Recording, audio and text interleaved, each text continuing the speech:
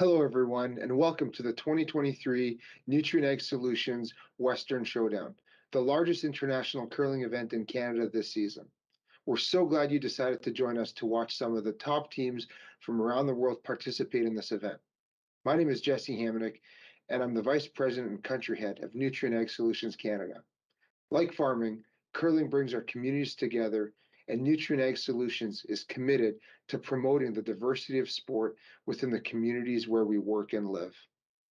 We're so grateful to the Western Showdown team for allowing us to partner with them to bring you this event, and I want to wish you all, the teams, a safe and successful event. Hello, everyone, and welcome to the 2023 Nutrien Ag Solutions Western Curling Showdown. We're so glad you've decided to join us to come see some of the world's best curlers participate in this event. My name is Jim Grundy. I'm the Branch Director for RBC Dominion Securities here in Swift Current.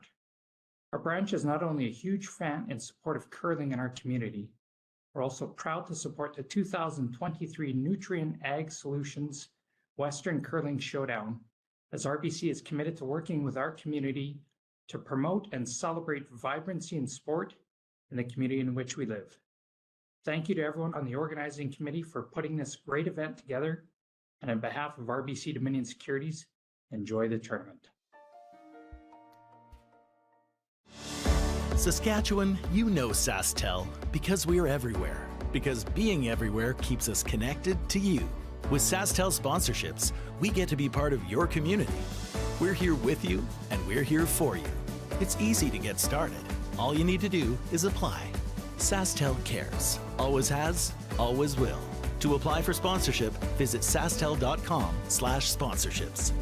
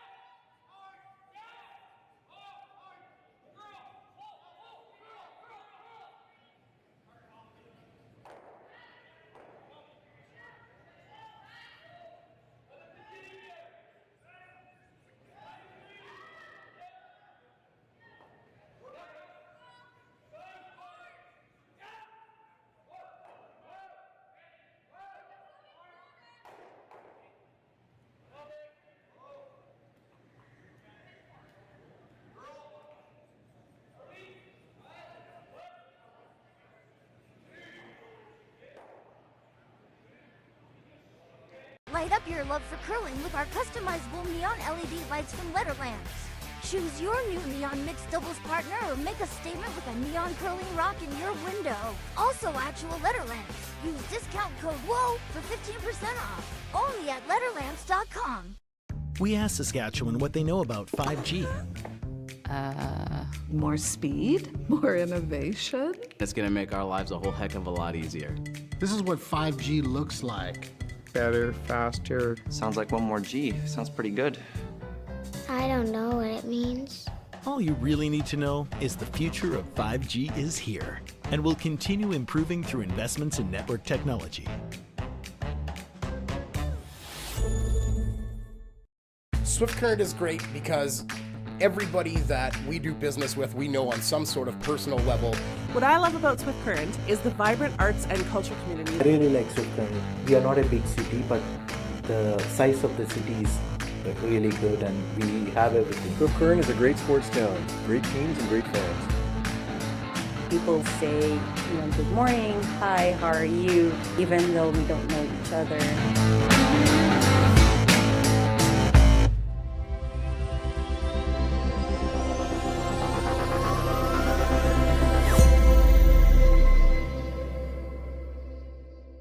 So with the impact to my business and income, will this delay my retirement? I know you're worried, Marshall, but based on the original plan we came up with, you're only about 6 months behind. I thought it would be years, not months. You should feel good. Remember, you've got a plan. Thanks. With change comes questions. See the impact of your money decisions before you make them with RBC Wealth Plan.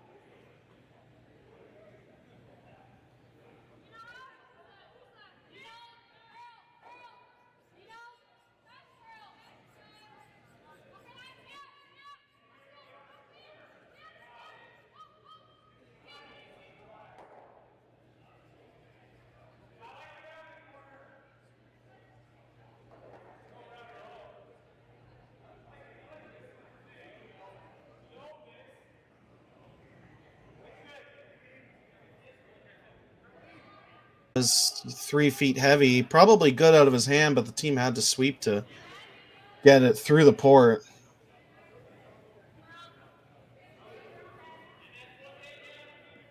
So opportunity for Niklas Edin to really shrink the scoring area, and a possible steal if this is made really nicely. Well, Scott Eriksson holding his brush right on the edge of the 8-foot circle.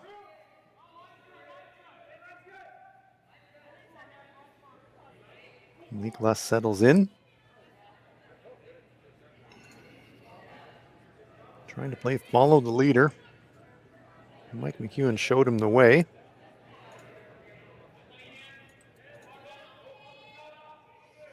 And got to throw it on his first, so I imagine he's going to be relatively close.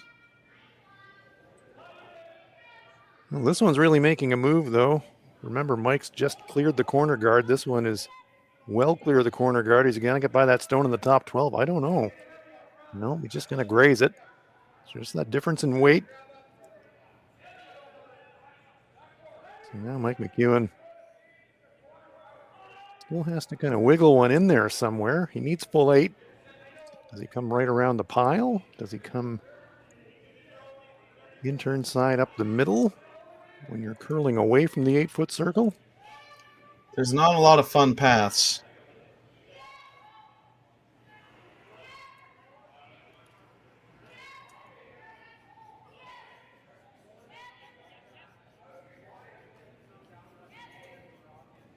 It's really what decision of what skipper wants. The least risky shot is the really wide draw to the full 8-foot.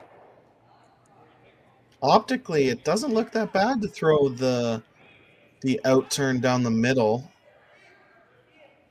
I was thinking a draw through that port, and that's what Mike's looking at too. I don't think it's that risky because you're going to be curling away from those yellows in the top 8-foot.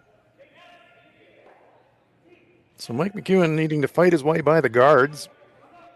Electing, as Sam just told us, looking for that little port on the outturn side, left-hand side of the brush as we look at it. As we look at Kevin Marsh holding the target.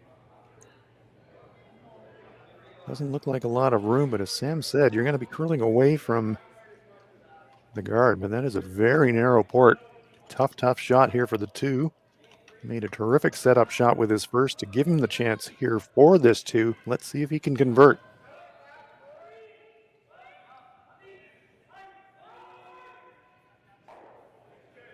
Sweepers like it out of his hand. Colton Flash, Dan Marsh on the brushes. Now it's starting to make a move off the center line. Man says, not so fast, Colton, I got it. It's got plenty of pace. Needs to stay full 8, and that is outstanding for Mike McEwen. What a fantastic skips deuce.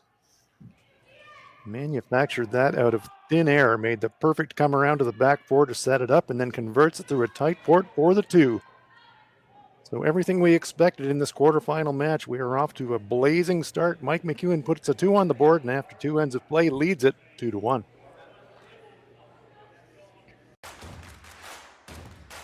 Imagine being able to stream every curling game from every sheet from any event, be it your Wednesday league game, bonspiel, or corporate event. Curling Stadium offers an all-inclusive streaming solution featuring high-quality cameras, ease of use, great reliability, and minimal installation. Offering your sponsors customizable ad space on your streamed curling games and being able to sell video packages to your corporate events for increased revenue. With Curling Stadium, you can stream to any device, be it your mobile phone, tablet, or computer.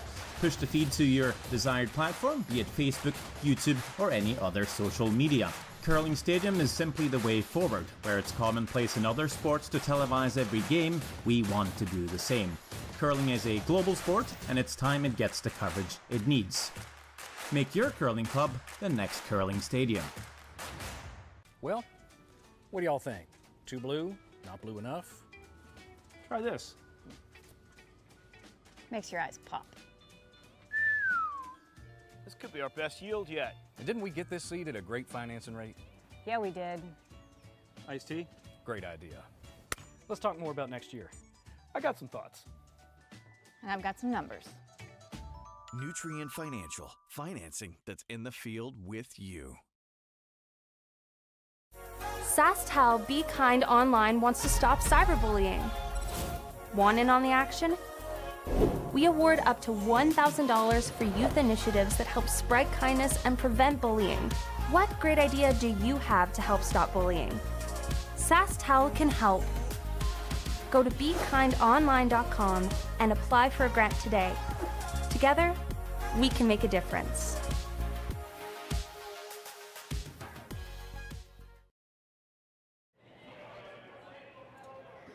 And welcome back to Swift Current.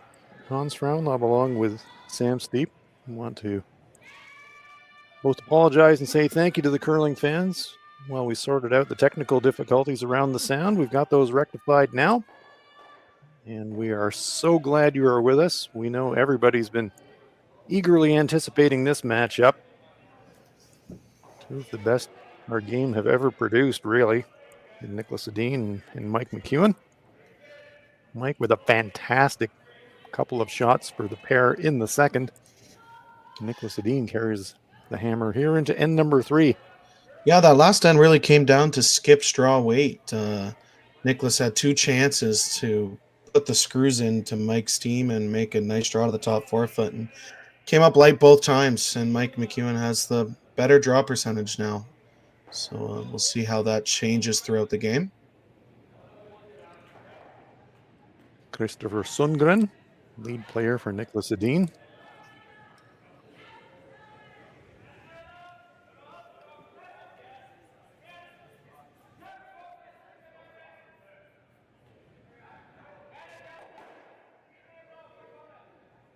Keeping quite a close eye on Rasmus Rana.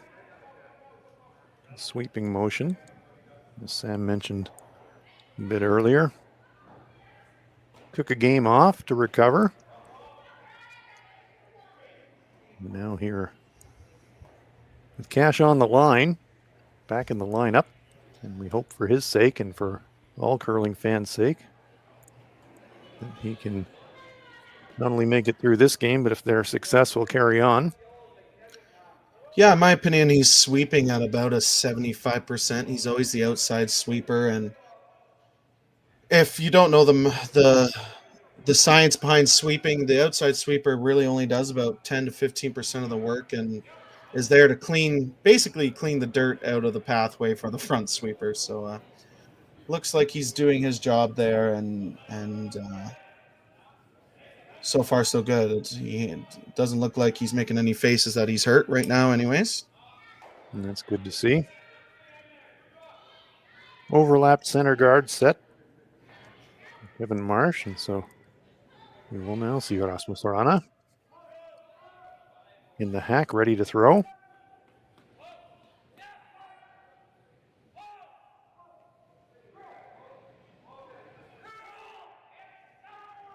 A skip's least favorite thing are staggered center guards. If you have hammer, even though he nosed it, it looks a heck of a lot better with your own color there than a staggered red center guards if you're Team Edin. Yeah, the overlap can be a real pain when you've got the hammer, but it can be a real friend when you're trying to force or steal.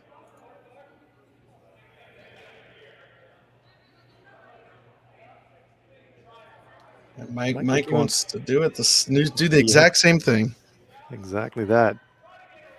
Likes the position of the stones in the rings, even though there isn't a Edin stone full 12 foot, just because of the angles and the stagger. Mike McEwen saying, I'm still pretty happy to guard here. Now thinking, okay, guard, but closer to the rings maybe. Just the way those guards are positioned, it's kind of tough to get through that hole and guard behind the yellow center guard. It's why he initially called it above the high center guard. Kevin Marsh delivering. One of the Marsh twins on this team. If you've never seen them play before. Twin brothers.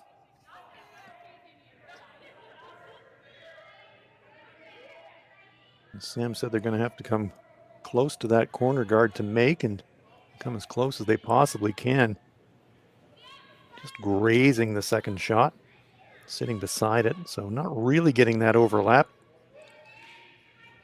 Yeah, it's a little unfortunate where they left it, as Niklas Edin just called the shot. He can make the hit and roll to a corner guard, and that yellow can slide into the rings to sit second and third. And all of a sudden, this end could be rather dangerous for Team McEwen if this is made.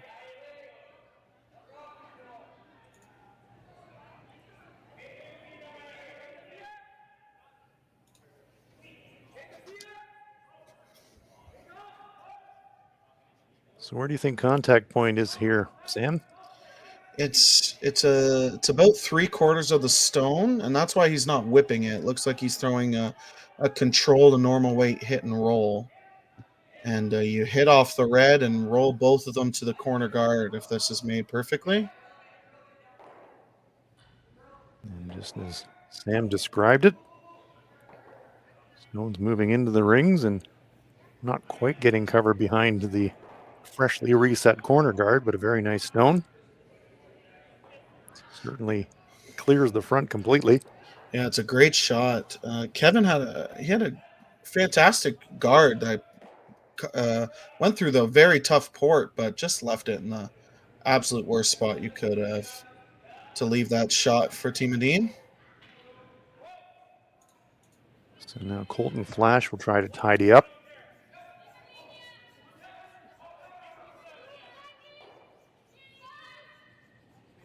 Feels away, rolls away.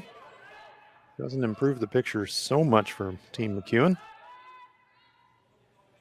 Yeah, and a little bit of danger for Team McEwen now that they've had a couple of, though they've only had one half shot, and all of a sudden they could be giving up 3 if a Team Edin makes some good hit and rolls here. Well, just that imagination on the shot prior, and you described it perfectly, Sam. Just to kind of get both stones in motion, one into the rings and opening up the center line, and all of a sudden Niklas with a chance to spread things around. Set up for an easy potential 2, and maybe more. Here is Oskar Eriksson. As Mike knows, because he's played Niklas Edin about probably over 100 times, he knows if you blink, they're going to be set up to score 2 or 3, and it's basically what just happened. So Rasmus Rana putting some muscle into that one, trying to promote a little bit of extra curl. They get it into nose. Yeah, his back looks just fine. After watching that sweep, he made that curl quite a bit. Well, you were saying a bit earlier, Sam, Rasmus sweeping on the outside, sweep about 75%. 75% of Rasmus Rana is like 130% of most human beings. That's correct. Colton Flash. Awkward angle to try a double takeout, so Mike is really looking more for hit and roll here, I think.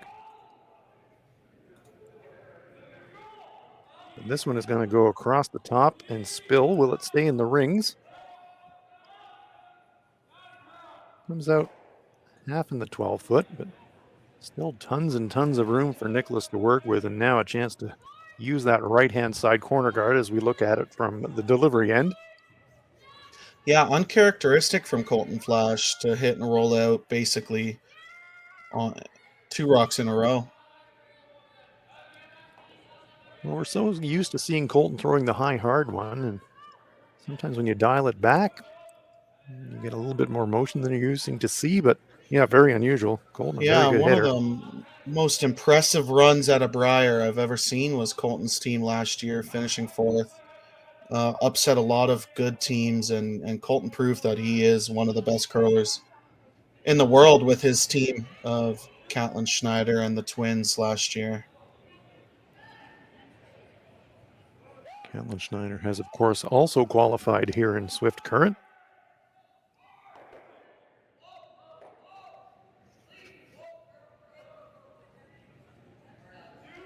So after some debate around which corner to use, Oskar Eriksson will throw his out turn. I'm sorry, I'm too old school. I can't do counterclockwise and clockwise. When it's coming at you in a picture, I have to kind of think in reverse, and so I'm still an in-turn, out-turn guy, I'm afraid, but Oscar being left-handed, that's his out-turn. It's it full in the 12-foot, safely there for second shot. Nice shot.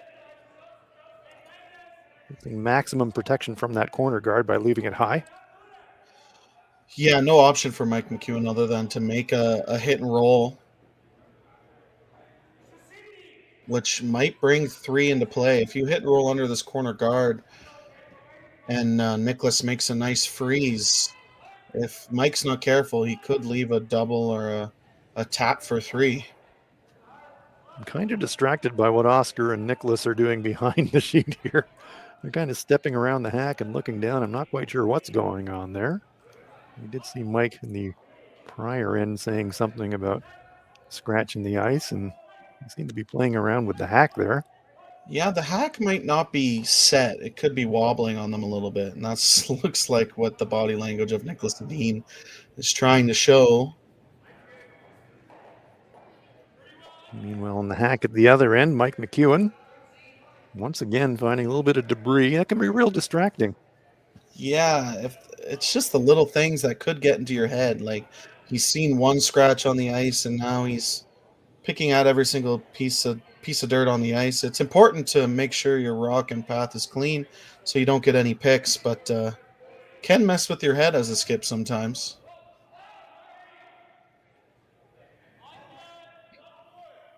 Switching now. Dan Marsh looking for a little extra curl, a little flop, but it's just going to get to nose.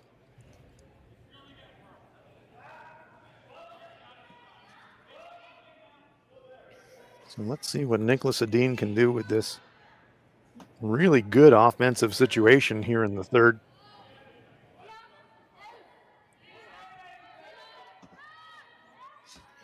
Yeah, it goes right back to that great shot from Rasmus that set up this whole end.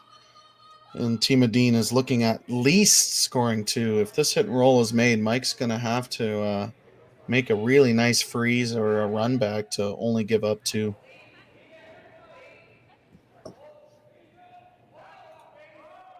Oscar always looks at all the angles.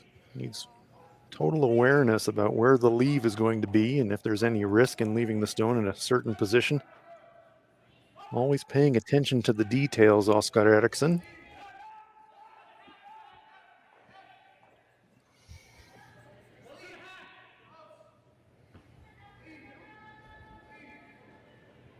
Shot on its way for Niklas Edin.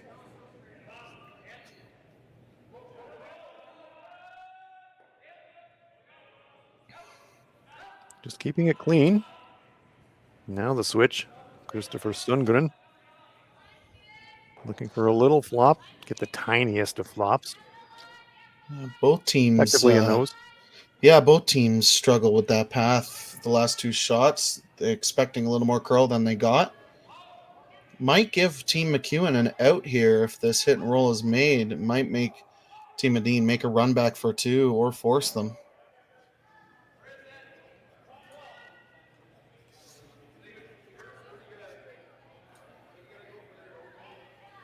Kevin Marsh holding the brush. Throws second stone, but is in the rings calling line. And when Mike McEwen throws, that allows the amazing brush of Colton Flash to be used on skip stones.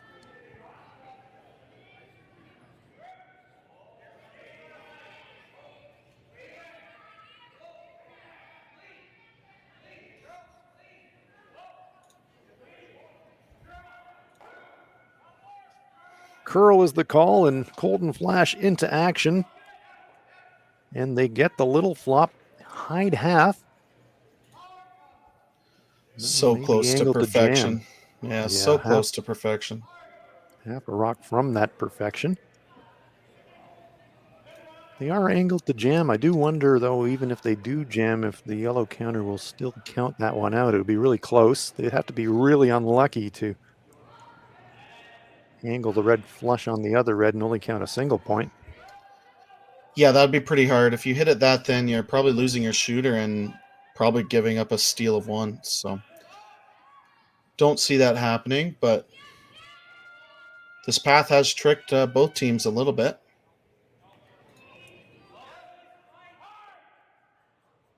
Some final conversation between the skipper and his sweepers, just really locking in the weight that he wants to throw and what he expects to happen.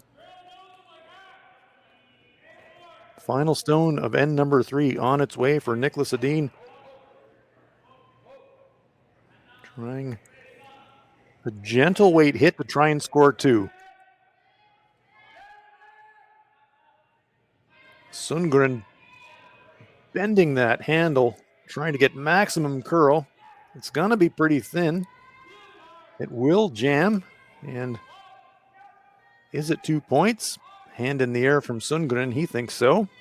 We'll just wait for the confirmation. Fist bump. I think you really credit Christopher on that one. They're going to take a long look, though. I don't think it's actually necessarily a done deal here. Just might get a measure. Where the rocks are, it's kind of tough to tell because you have to walk all the way across the rings to see who's closer. The overhead does look like it is too yellow. And Mike just pointed out the yellow one as well. Well, we'll just wait for them to kick it off. They're still looking. So we will wait before we go to the break between ends just to verify who, in fact, or well, we know who scored. Just a question of how many. 1 or 2.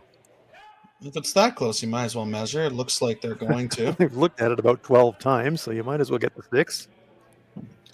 Well, I'm going to pick yellow before you get a pick. For you folks online, type your guesses in before the measuring stick shows up, and you might get extra credit here if you're right.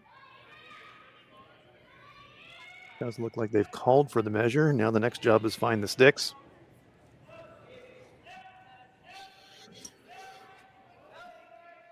Certainly not kicking stones off. Now Colton's going to have a look.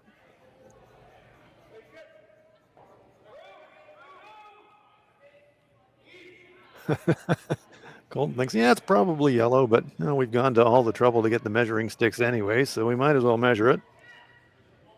Scott Erickson. I always get nervous when players kind of step over the stick in motion like Oscar just did.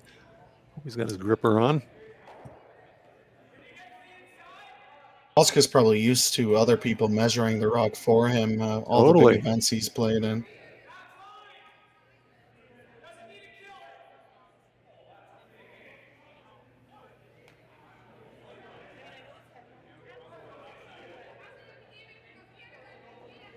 Not 100% sure. Smile there.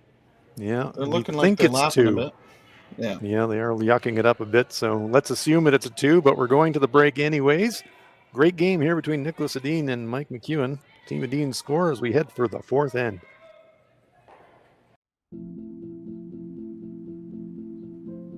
I've been farming on my own right for 40 years now, I think. It's a very wholesome enterprise. You have very, very busy periods when you have to go hard. So many of our windows are so tight that you just can't afford to miss a couple days of seeding. When a producer places their trust in us, that when it's time for them to be able to make their living, we're going to be there. That's a tremendous responsibility that is not a one-day-a-year thing, right? In order to actually deliver on that, you have to build your processes and you have to build your team and you have to have a mindset of operational excellence because there's a lot of things that can go wrong. And it's our job to make sure that they don't go wrong. Or if they do go wrong, that we can fix it before it affects our customer.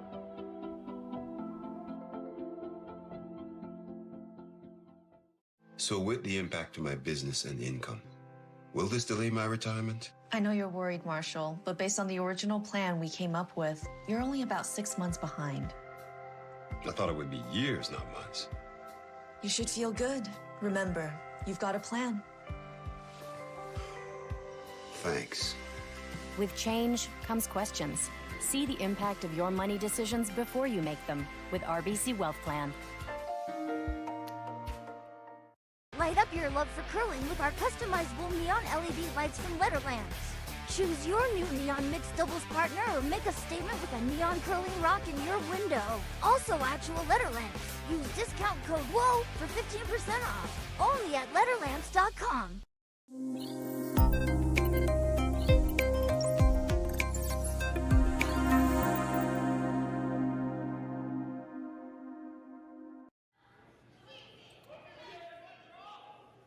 And welcome back to Swift Current quarterfinal action. Well, if you guessed yellow on the measure, you were right. Took a quick look at the chat between ends, and it looked like about 75% of you guessed yellow, so well done to all of you. 2 points on the board for Niklas Edin. Mike McEwen has hammer here in the fourth end. Hans Fraunlaub along with Sam Steep. Back and forth.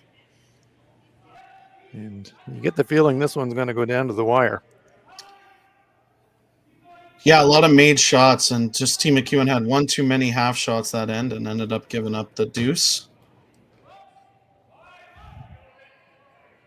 So far, the leads have a perfect end being thrown by both teams. Dan Marsh, Christopher Sundgren, lead players in this game. Both outstanding players. That one wraps around the corner. So the nice lead play continues. Maybe just a corner of it visible for Niklas Edin. Take a picture, junior teams. This is how you set up an end. If you're a lead, this is exactly what you want, whether you have hammer or not. Yeah, point very well made, Sam. Throw a guard, wrap around it. Throw a guard, wrap around it. Both leads have done their job here in the fourth end.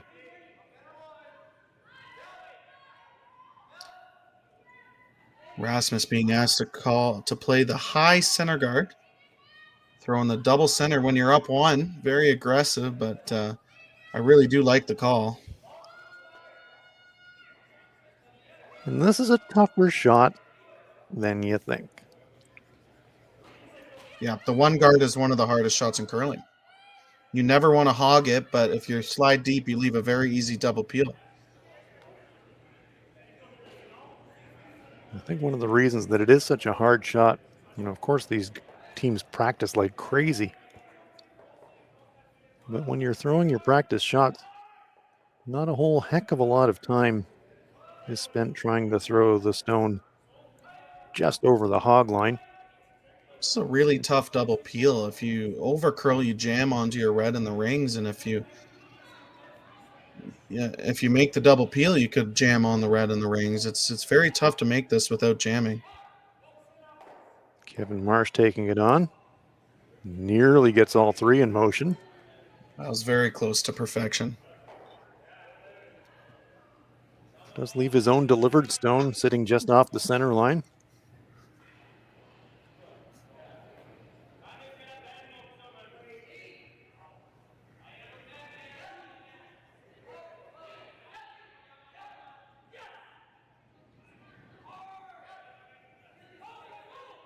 Ever since that stone around the corner, left the corner peeking, Niklas in the back of his mind has always been thinking about making a play at it. Thinks better of it. Yeah, I still like the guard. You have a yellow in a really good spot, and you still keep the pressure on Team McEwen if you can keep making that guard in front of the shot rock.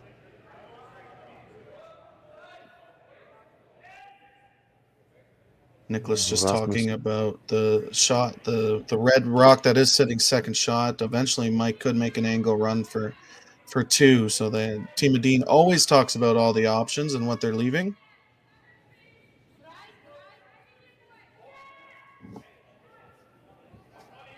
Christopher Sundgren with a watchful eye on the inside sweep.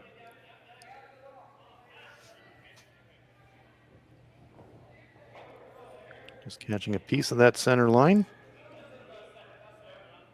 Not overlapped, but effectively overlapped. Mike McEwen saying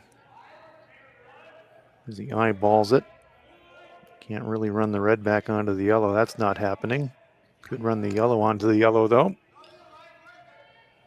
Yeah, I think it's just a little scary making the double peel because often the yellow goes towards your second shot stone in your red one. They really want to see if they can make the run back. Looks like that's what they're trying. I think you see just enough to be able to make the run back. I mean, those are both of your problem stones, is that center guard and the rock in the top 4 foot. You have the opportunity to get rid of both of them if this is made. Kevin Marsh clears the guard, but shoots it across the top of the stone in the top of the 4 foot. So shot rock survives. One more guard, asks Nicholas, and sure, say his colleagues.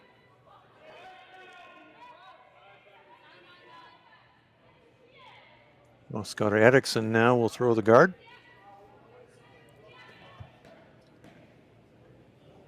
Yeah, I don't see why not throwing the guard. Yeah, you leave the angle run, but you can think about that on skip stones if you want to make the peel or the hit and roll or the run back. For Oscar shots, I'm pretty sure it's going to be 2 guards. Looking to cover the shooter and also take away the red run. And they have done that. Might have overcurled the fraction of a fraction. Angle's a little bit better this time for Mike to think about the double clear, at least in his opinion. Yeah, it's not nearly as scary of jamming anymore. You'd have to miss it. You'd have to miss the double peel if you're going to jam on your red one. What Mike's looking at is red across the top of yellow in towards the shooter, pick off the shooter. Yeah, Mike wants to touch all 3 stones on the center line. If you can make all 3 go away if this is made perfectly. And then all of a sudden you're sitting one buried behind your corner guard.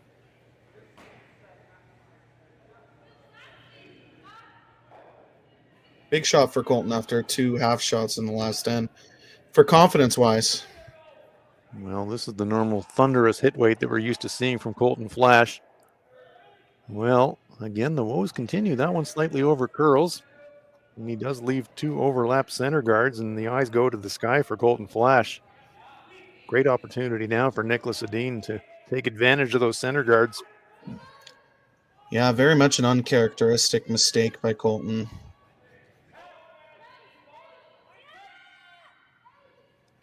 It can really affect your confidence when you have a couple of misses in a row. It's really tough to shake it off sometimes. That's why at the top level of curling, the big difference between world number 1 and world number 15 is mental and how strong you are at bouncing back after misses. And all of these top teams work on their psyche, and they have professionals helping them to become better at the sport. This one's starting to make a move. Squeaks by the guard. Over curls in terms of promoting the stone, pushing it a little bit more into the open. Still one perfectly hidden and another one, let's call it 2/3 hidden for Niklas Edin. Yeah, a little bit of an over curl there. They would have liked that in the full 8 foot in front of their shot stone, but I still think Mike has no option but to make the double peel and hopefully a bonus in picking off one of the rocks in the rings. This one will not be light from Colton Flash.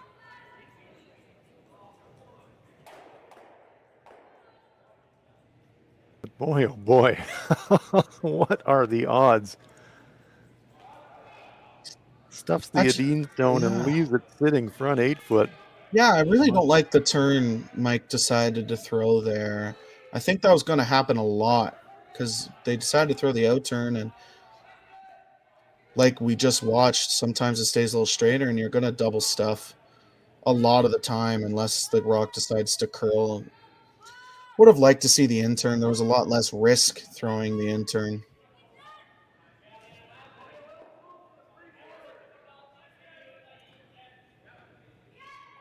So now a terrific opportunity for Niklas Edin to force, and now as we get late in the end, Sam, does your mental gear change to steel? Oh yeah, 100%. If you can make this guard, and Mike doesn't make a perfect run back double, you have a pretty good chance of stealing here.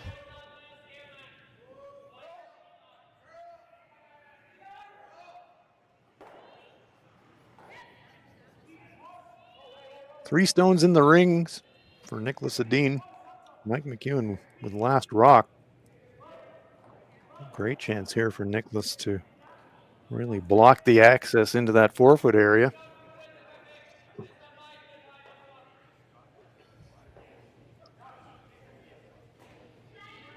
Knowing this team, Niklas won't be just lobbing a guard there. They'll be trying to throw this to a very specific spot.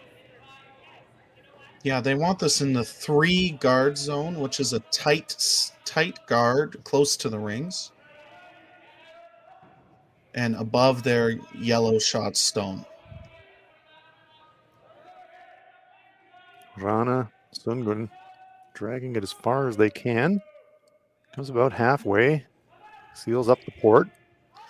Yeah, a little bit higher than they wanted. They wanted a tight guard so you could get rid of that red center guard run back. So a little higher than they wanted. Still a good shot. So, what are the options here for Mike? There's reds to run. Yeah, I mean, I think it's pretty tempting to throw that run back down the center line. Could also make the draw right now. Draw the edge of button.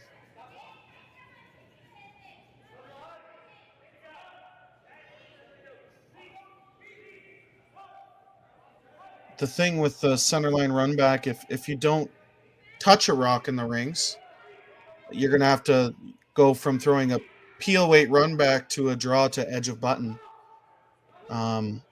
Which of course Mike has made plenty of times, but it's one of the most difficult things about being a skip, having to throw the heavy weighters and then draw the pin back to back. It's something you practice a lot, but you sure wouldn't want to do that against 2 or 3 either, would you? No, it's never fun. But Mike really needing to get his team out of jail here. He had a great skip deuce in the second end, and haven't really seen him miss. He's made a couple of nice hits. Maybe sometimes didn't get the roll he wanted, but backed into a corner here, needing to make the red run back into the yellow in the top 8 foot. Angles aren't great for him because he's going to have to kind of get to the nose of that stone in the front of the 8 foot, and maybe even a little bit of cross nose. And yeah, you almost straight at it. Yeah, you almost need to make the run back triple if you could cross it into the yellow in the 8 foot and touch the yellow in the top 12 foot, and then all 3 of them move off the center line pretty quickly. This is going to be a rocket. Okay. Countdown is on.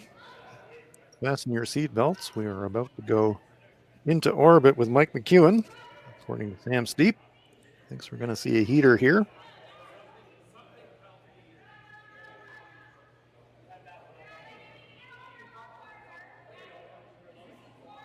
Mike McEwen trying the run back. Looking to rattle stones around in the rings. It's close. And he gets all 3 stones moving, but 2 of them stay in the rings and his shooter spills out, but it's definitely a much better situation than it was a few seconds ago. Just missed the angle. They needed to be sweeping that probably the whole way. That's still looks, like you said, looks much better than it did. It did move that yellow to the edge of the button, where if Niklas Edin makes this tight guard, it's going to be hard for Mike McEwen to score. It would leave Mike potentially a 15-foot run back or an angle run just to score.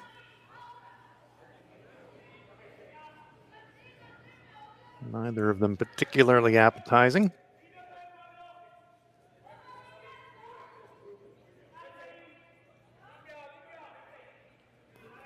So one thing that Team Edin can be thinking of now There's no 2 of a threat. There's no threat of a 2 at all.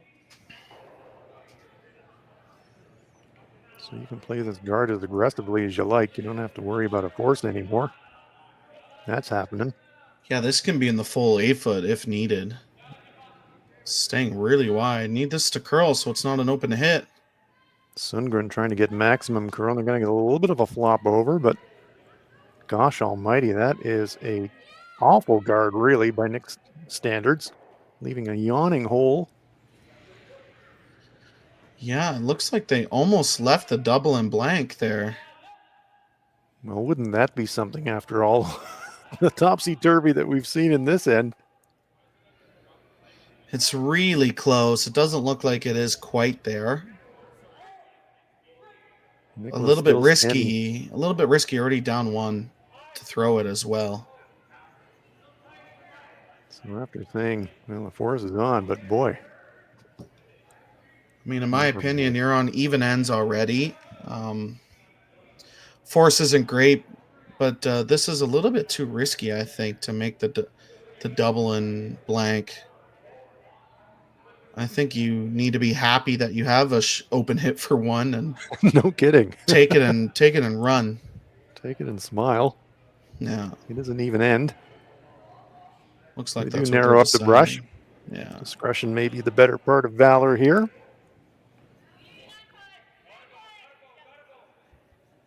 But yeah, I still can't get over that guard by Nicholas. Yeah, that's like a get out of jail free card in Monopoly right there. That not uncharacteristic miss by Nicholas. Leaving a relatively yawning gap here for Mike McEwen. He'll have to navigate the port, but he's got much more room there than he thought he was going to have. Final stone of end number 4 on its way for Mike McEwen. Looking to thread the needle and score 1. Colton Flash holding the line.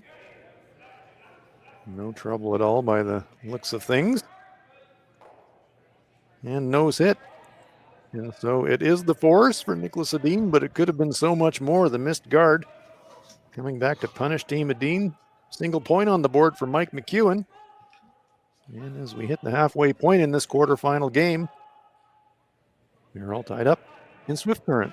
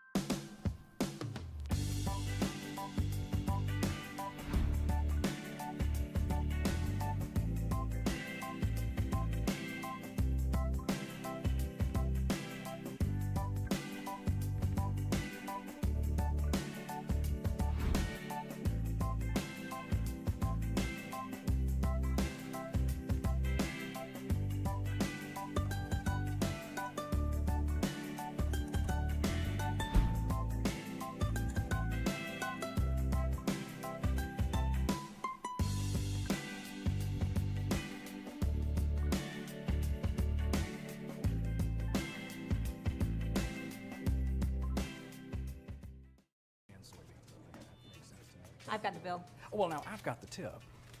Standard tip increased 2% this year. That's why I keep you around. So, corn's looking great. Well, our crop plan is working. And we locked in that input financing at the perfect time. Well, what do y'all think? Too blue? Not blue enough? Try this. Makes your eyes pop. This could be our best yield yet. And didn't we get this seed at a great financing rate? Yeah, we did. Iced tea? Great idea. Let's talk more about next year. I got some thoughts. And I've got some numbers. Nutrien Financial, financing that's in the field with you. Welcome back to Swift Current. Quarterfinals day, and well, we got a visitor to this sheet. They're asking for Trying some to figure young out, is it on eyes. the center line? Okay, we need younger eyes here to figure out if this thing is on the center line or not. I That's love it. funny. That is great. Sam Moybrook's team on the sheet next door, being asked to do a little bit of double duty and a bit of officiating. Love it. Yeah, at the tour level, we don't have rulers or project or anything like that to see if it's touching the center line. Where at Worlds and Nationals, they do have that device to be able to measure to see if it is touching the center line. That's important. I know we've got curling fans generally watching this channel, but for the newer fans, the no-tick rule means that that is touching the center line. You can move the rock, but if you do move it off the center line, it's like a free guard zone violation and the stone would come back. So very important to know if that stone is touching the center line or not.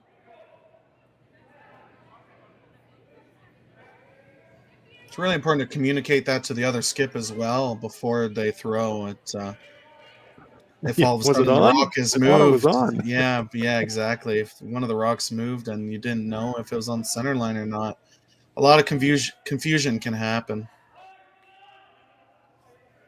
Well, as in so many things in life, Sam, problems can be sorted out if you communicate well. No freeze there. That's a great freeze and a great sweep. The leads are on fire tonight so far. Yeah, lovely shot there from Dan Marsh as he's facing one of the best leads in the game, Christopher Sundgren, taking him on shot for shot.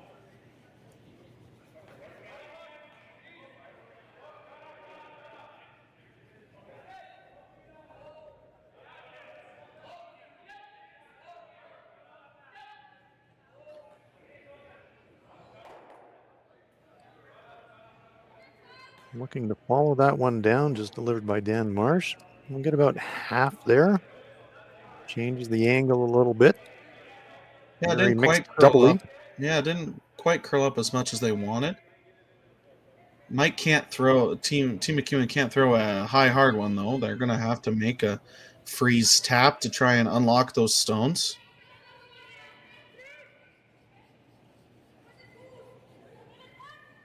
Now Kevin Marsh.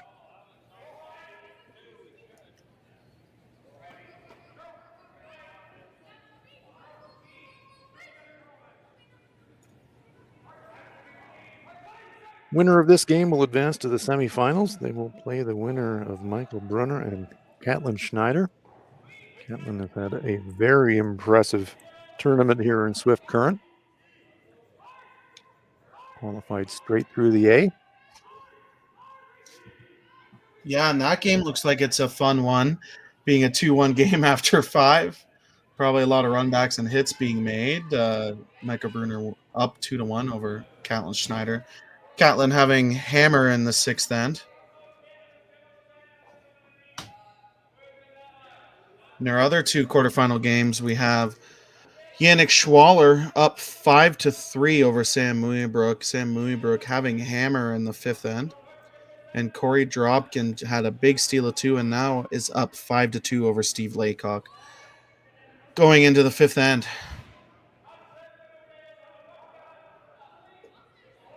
Appreciate that update, Sam. Thank you very much. All the quarterfinalists in action here late in the evening in Swift Current. Trying to get themselves to Championship Sunday.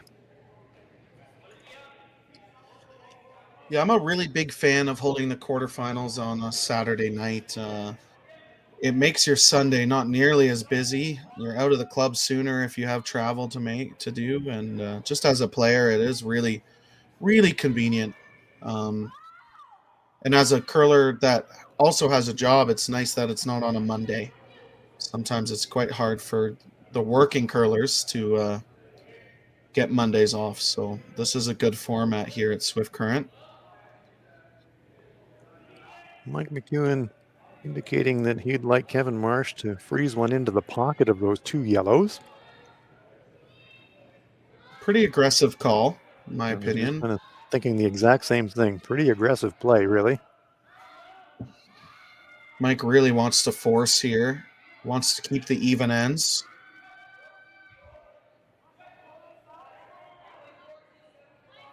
Niklas ready to sweep any kind of bounce he's going to get, but it's not going to be much at all. Very nice shot from Kevin Marsh. Fantastic shot. And we called that call aggressive, but when you make it perfectly, it puts Team Edin in a really interesting spot. Yeah, ordinarily you think, okay, Team Edin, you've got the hammer, you're lying too, you're pretty happy, but those stones are very much under threat from every direction. Yeah, they're in a little bit of trouble right now. In my opinion, I think peeling the guard into the red on the edge of the 12-foot would be really nice. Could keep the blank in play.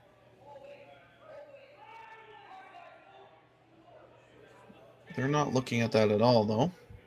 No, they're talking about repositioning those stones in the 8-foot, and now let's get Erickson patting that stone in the top of the 12-foot, so maybe he is thinking about a different kind of run straight back as opposed to thinking about the angle. And now Oscar's saying, yeah, we could also do the shot that Sam was describing. Peel the front, pick off the red and the wing in the process. Yeah. So what do you think we've settled on here, Sam? Yeah, it looks like they're playing the tap. Roll your shot rock into the red-yellow pocket and create some space on the bottom yellow rock. Is what they decided on calling. With the peel, you have to make the slash. If you don't touch the red in the edge of the 12-foot, you're most likely getting forced. So that's probably why they aren't playing that shot. It's going to be tight to that front stone in the 12. They just wiggle it by, push their own stone back out of the 8-foot, and it's probably being outcounted by that red stone on the other side of the 8-foot as we get a closer look on the overhead. It is pretty close, but looks like red. Yeah, looks like red. That just a foot too heavy. If that yellow stays third and fourth shot, then Team McEwen's in a little bit of trouble. But for Team McEwen fans, it's pretty good that yellow slid a little bit too deep. Certainly reduces the risk of a 3 for Mike.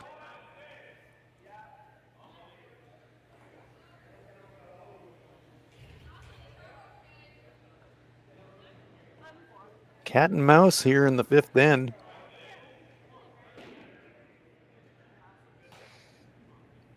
And this sequence was really set up by that excellent freeze into the pocket by Kevin Marsh. Colton Flash standing up. As the skipper has hands on hips, weighing out the possibilities. None of them look fantastic.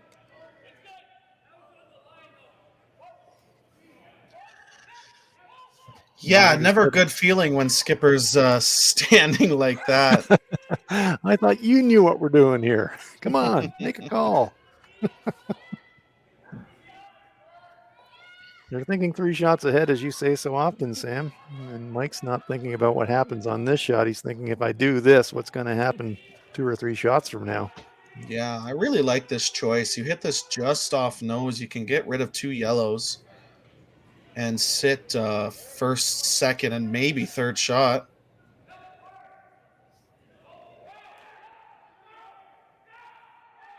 Colton Flash looking for a bit of a turnaround here. Gets action. He grazes the yellow going by. Again, so close to making the perfect shot that he ended up not getting there. He's having one of those games right now for Colton Flash. Yeah, curling cliche, wrong side of the inch, and Colton's been on the wrong side of the inch on the runbacks. Seems like the entire game. So close, but nothing doing. And now Team Edin has a hit and roll to sit At least 3.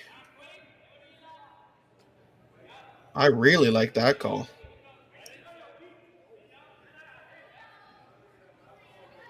Explain to us why it's a sensible call just to hit this one on the open side and just leave that one sitting there on the top of the 4-foot, Sam. If you make this open hit, you're sitting first, third, fourth, and fifth, and you're just in a great spot. No easy double for Team McEwen, and you really put the pressure on Team McEwen to make a great shot. This is going to set you up for a 3 or 4 ender. Erickson with the perfect nose hit. Very gentle board weight, very well played. So Team Edin trying to lay the trap here. It's a very lonely red right now. Great look on the right side of our screen from the overhead. 1, 2, 3, 4. Yellow stones surrounding the lonely red. And Sam was telling us, not no great easy hit. angles for double takeouts either. No easy hits at all here. You can play the paper thin double.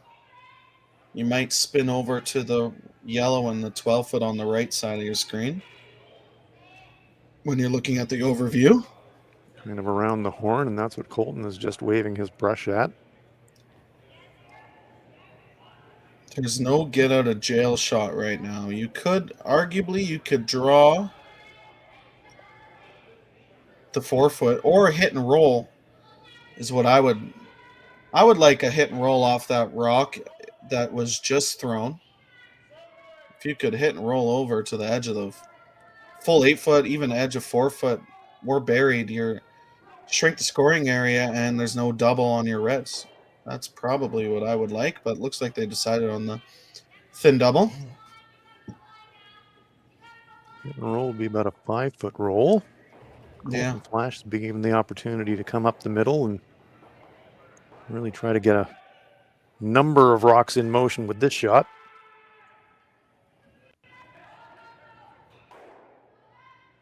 Slams it and plants it right on the nose. Rattles the handle. He hit it so hard and winds up leaving red overlapped. And no real risk of a jam on the back. The way those two reds are angled. Yeah, Team Edin just deciding deciding where to knock roll. over the sign. Yeah, just deciding where to roll here. The double is makeable.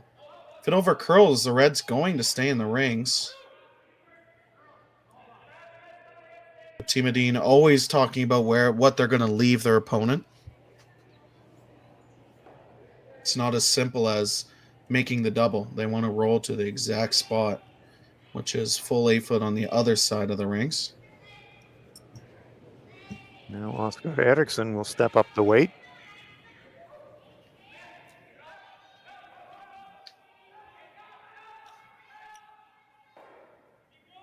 Oh, how good. Loses his shooter, but he kills the two reds. Nice shot from Eriksson. Yeah, a little unfortunate. You had to play that peel weight to make the double just because of how the red rocks were frozen together like they were. But just hit it a little too thin to roll the shooter out of the rings. If you could hit that, if you could hit what you can see, you're going to be sitting 4, and Mike would have to make 2 doubles to get out of the end. Now Mike has a double and roll under the center guard. It looks pretty close to being lined up. See if Mike has a little bit of magic left in him. Kevin Marsh double checking the angle.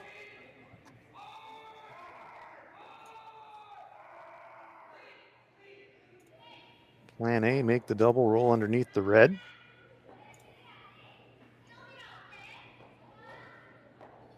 Yeah, plan A is make the double. You need to make the double. I mean, obviously it's great if you can roll under the red, but they have to make the double here.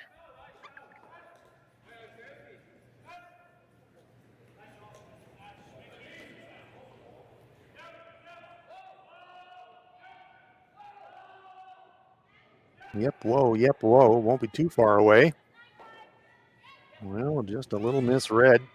Winds up planting it, and you can see from the shoulder dropping from Mike McEwen. He said, "Oh man, we had it, guys." A couple centimeters away from being perfect.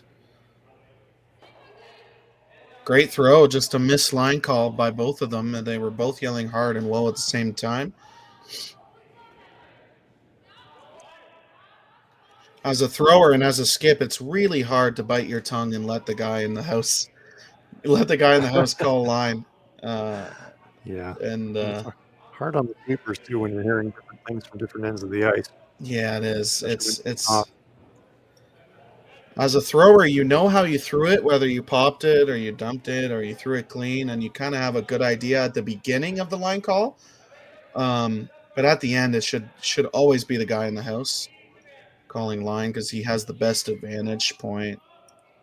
But I mean, these guys know that. But a shot for Edin to hit and sit 3 here. It is about half buried, so it's not the easiest shot to not jam on the yellow in the back of the 8-foot. I was just thinking the same thing, Sam. The angle's kind of awkward. You make it really good, and there is the risk of a jam. Catch it too thin, you spill away. So not exactly a gimme here for Niklas Edin. But he's glad just to have the chance, really. Because I'm sure as Mike's double attempt was coming down the ice, he was thinking, I'm not going to have a chance to play this shot. And now he's got the opportunity to maybe lie 3. Yeah, it's a big shot. Arguably, he's losing the battle of the skips and percentages. Mike is playing really well. Big sweep here to get it by the guard. Oh, just by. And get it all the way to nose. Didn't think that was possible. It's a great shot. It is a great shot. Might have left a triple. It's pretty close. It looks like it's only going to be, it looks like it's going to go over the top. Mike's going to have a long look at it. You know he's going to be hitting something.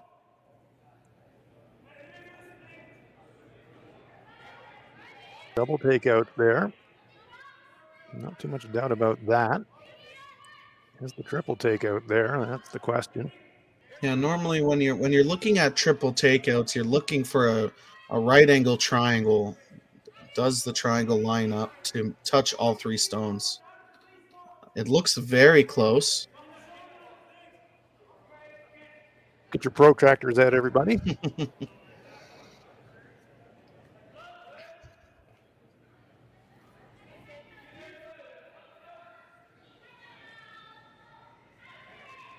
Yeah, that's the other option. You could draw to back 4 foot, even back 8 foot, bury around the yellow that's in the top 12. And you'll probably leave Edin a slash for 3 or a draw for 1 if you make that draw perfectly. But it's to call a draw, it would be against the game. And is this a situation where you don't want to say you're over-respecting your opponent, but you're thinking we're playing against Team Niklas Edin. If we give up a 2 here, we're in real trouble. Is that the only reason that they might have even been contemplating a draw in this situation, Sam? Just respecting the strength of the opponent? That's exactly it. If you give up 2, yeah, you still have even ends. You're only down 2, but the percentage of winning goes down quite a bit after giving up 2. That's why you think about playing the draw and hoping Edin misses a slash for 3. But Mike's been so close on every hit he's thrown and made a lot of them. So this triple or double is going to be very close. Big moment in this quarterfinal game. Niklas Edin with the hammer lying 3. Mike McEwen trying to get rid of at least 2 of them here. And if the angles are right, maybe all 3.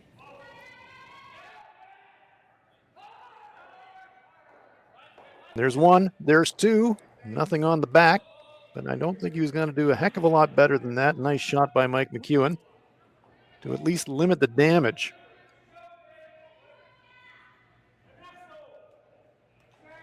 Casually putting that broom straight into the middle of the 12-foot. Yeah, pretty easy decision. Measure. Yeah, pretty easy decision for Niklas. It looks like yellow pretty much all day. You want to make sure it's yellow? As Oscar shares a smile with Colton Flash, saying, yeah, I'm pretty sure this time we're not going to need a measure. Yeah, they're a lot of fun on the ice. I got the pleasure of playing Edin earlier this year, and even though it was a close game, they still had jokes and have fun, and that's the most important thing. Yeah, they're one of the best teams in the world, but they also enjoy their job. Well, isn't that what we all want out of life? Yeah, you want to love what you do. Niklas Edin needs full 8 foot to score 2. So Rana watching it like a hawk. Christopher will keep a brush on the ice most of the trip. Just keeping it moving. This looks pretty good. And no trouble whatsoever for Niklas Edin as that stone eases into the front of the forefoot, and that is a 2 on the board for Niklas Edin. Creating a 2-point gap as we head late into the contest. 5 complete. It's Edin 5, McEwen 3 in Swift Current. Light up your love for curling with our customizable neon LED lights from Letterlands. Choose your new neon mixed doubles partner or make a statement with a neon curling rock in your window. Also actual Letterlands. Use discount code WHOA for 15% off. Only at Letterlands.com. We asked Saskatchewan what they know about 5G. More speed, more innovation. It's gonna make our lives a whole heck of a lot easier. This is what 5G looks like. Better, faster. Sounds like one more G. Sounds pretty good. I don't know what it means. All you really need to know is the future of 5G is here and will continue improving through investments in network technology. Swift Current is great because everybody that we do business with, we know on some sort of personal level. What I love about Swift Current is the vibrant arts and culture community. I really like Swift Current. We are not a big city, but the size of the city is really good, and we have everything. Swift Current is a great sports town, great teams and great fans. People say, good morning, hi, how are you, even though we don't know each other.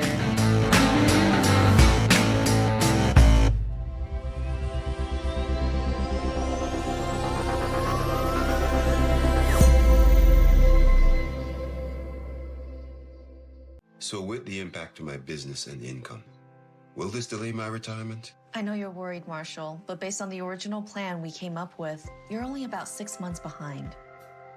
I thought it would be years, not months. You should feel good. Remember, you've got a plan. Thanks. With change comes questions. See the impact of your money decisions before you make them with RBC Wealth Plan.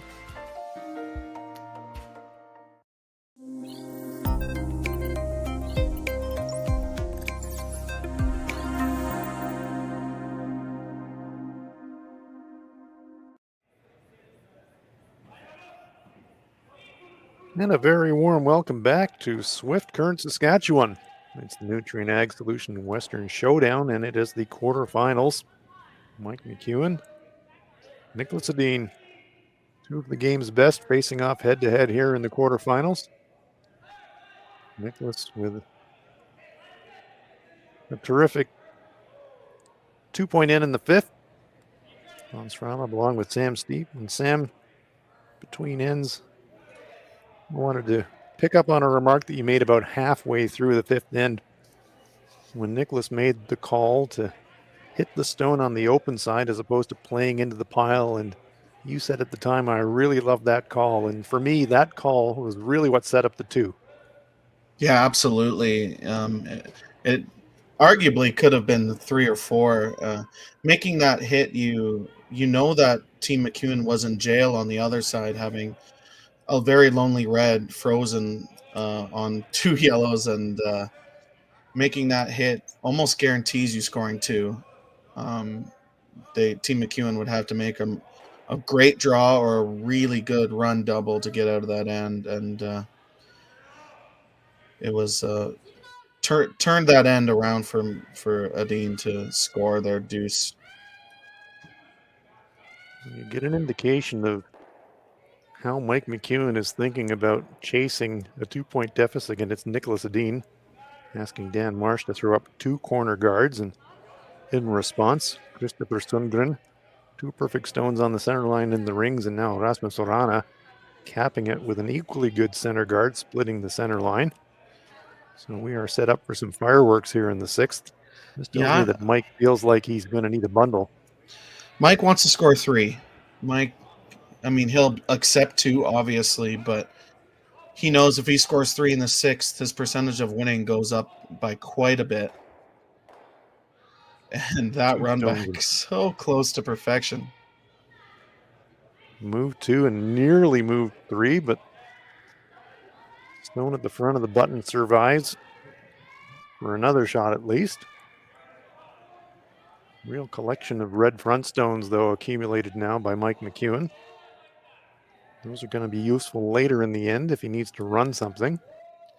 Yeah, a couple of made run backs is going to be the difference of scoring 3 or giving up a steal later on in this end. I do want to shout out the leads on both teams. Yes, indeed. Front-enders union reunite. Yeah, Christopher and Daniel, I think they're both playing 100%. Every end we got back from commercial break, and it looks like they placed the stones in perfect corner guards, Exactly. perfect draws and freezes. So shout out to the front they're end. sneaking it on us, right? They're just running down there and placing them. They're not actually throwing them. Yeah, good call, Sam.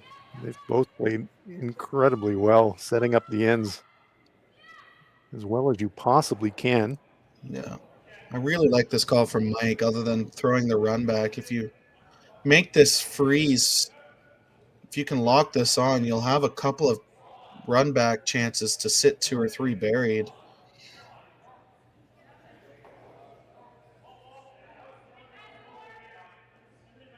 That one will just cozy up.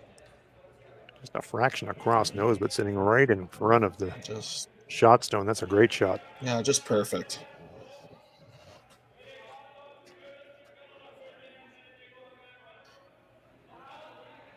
Forces Edin to make the freeze. If they end up light and throw a guard, Mike has a couple of options to make run backs to sit 2 buried. And we're still relatively early in the end. 4 stones each to come, so that excellent nose freeze does change the equation a lot for Niklas Edin. Nice to be able to look down the other end and know that it's Oscar Eriksson throwing the stone. That's been the main difference for me this game is the vice position. Oscar has outcurled Colton by quite a bit this game, and one of the main reasons why Team Edin is up 5-3, because arguably speaking, I believe Mike is outcurling Niklas right now in the skip position. This one will wrap around the center guard and will just creep onto the 12-foot circle. But for Colton, it's never too late to start making shots. If you curl 40%, but you make the 3 big ones in the game to win for your team, totally, your teammates aren't going to care about your first 3 misses. Totally. And you were mentioning earlier in the game the incredible run that Colton had at the Briar. We know he is a curler laden with talent and can pull out incredible shots that send stones scattering left, right, and center. So no time like the present for Colton Flash to turn his performance around in this game. He hasn't been terrible. It's been on the wrong side of the inch, as we said a bit earlier. Bad cliche, but yeah, but it's true.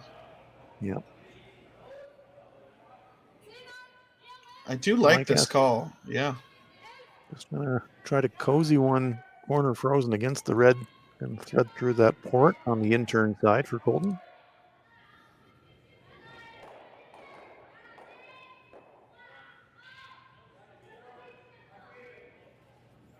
Sweeper is calling heavy halfway down the sheet.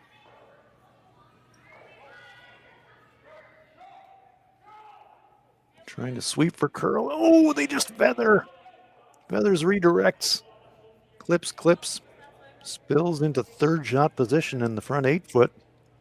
So although they didn't get the freeze they were looking for, the red stones are accumulating, and Niklas looked like he was beckoning his hand, asking Oscar to come down, because right now the red lights are flashing for Team Edin. Yeah, I do think that's an okay outcome because sweepers were calling back 8. If the red ended up in the back 8, it would have been more hurting Team McEwen than helping. Anything just means Team Edin has a rock to jam on if they need to. So probably an okay result feathering the corner guard. They are sitting second and third. I mean, the thing I like from Mike McEwen's perspective here, angles are all pretty good. If Niklas plays, well, it'll be Oscar that plays it, but you play the tap on the yellow in the 12 foot, you wind up unlocking your own stone, potentially, depending how hard you tap.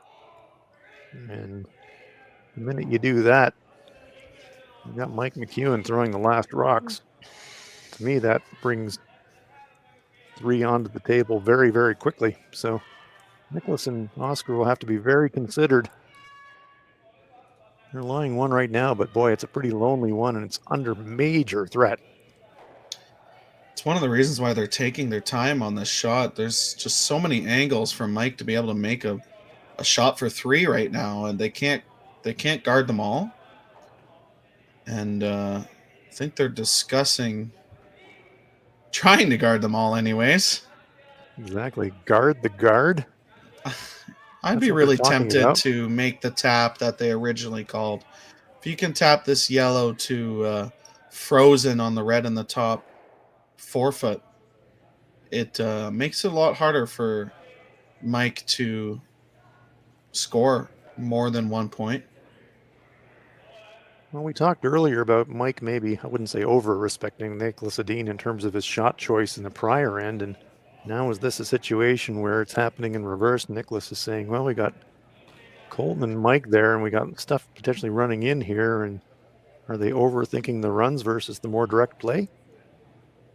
Yeah, they're really scared about this angle run back because it lines up quite nicely for Mike to be able to sit 3. That's why they're guarding it.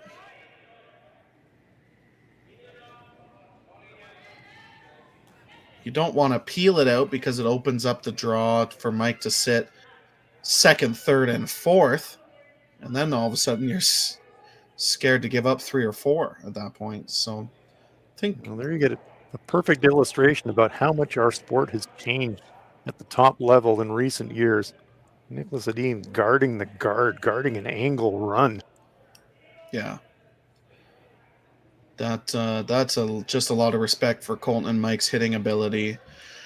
And just the fact that the angle was so good on that corner red to score 3 for Mike if it's made perfectly. Mike has made so many of those shots throughout the years. So Great look on the right-hand side of the screen of what Sam was just talking about and what Niklas and Oscar have just protected against. Look at those 3 reds all lined up almost perfectly. And so Niklas and Oscar deciding that represented maximum danger. Decided to throw a guard to choke that off and take it away. And that will bring the focus back here on this Yellowstone in the front of the 12-foot circle. Looks like they see just enough to be able to make the yellow double, is what they might be calling here. Dan Marsh has been sent down to the other end to stand in the hack and let Mike and company know how much they can see. The lead's job. The lead's work is never done. No. I don't think they see enough of that yellow to make it, so they will need to make a peel or make a run back. Oh.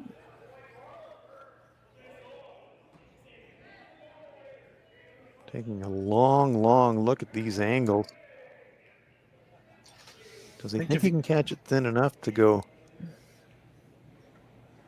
Yeah, they want to Yellow. miss the red in the top 8 foot. They want to hit basically as much as they can see and hit the red in the top 4 foot and roll out, which means Team McEwen could be sitting 2 buried after this shot if it's made perfectly.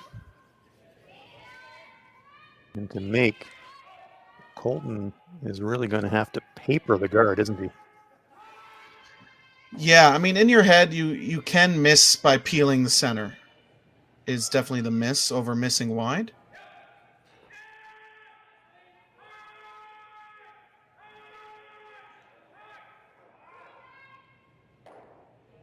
And it does overcurl and it does peel the center.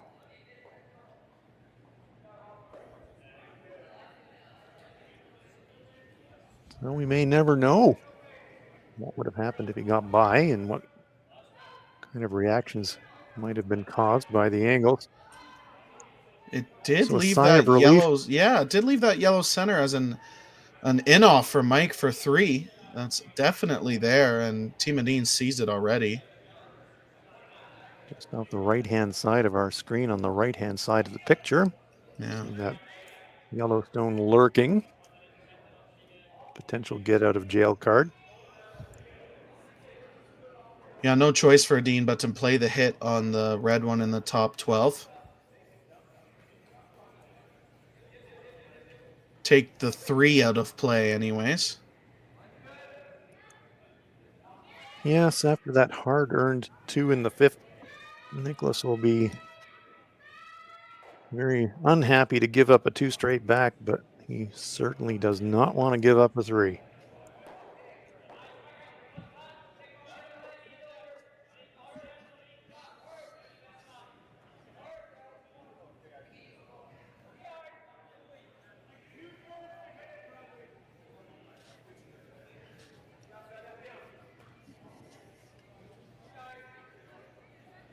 Plays directly to the red, but in the unlikely event that Niklas drifts a little bit wide, he could redirect off his own and still make the shot.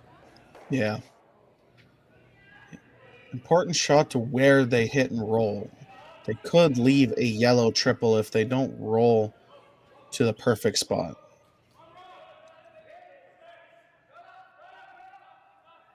Now they're switching and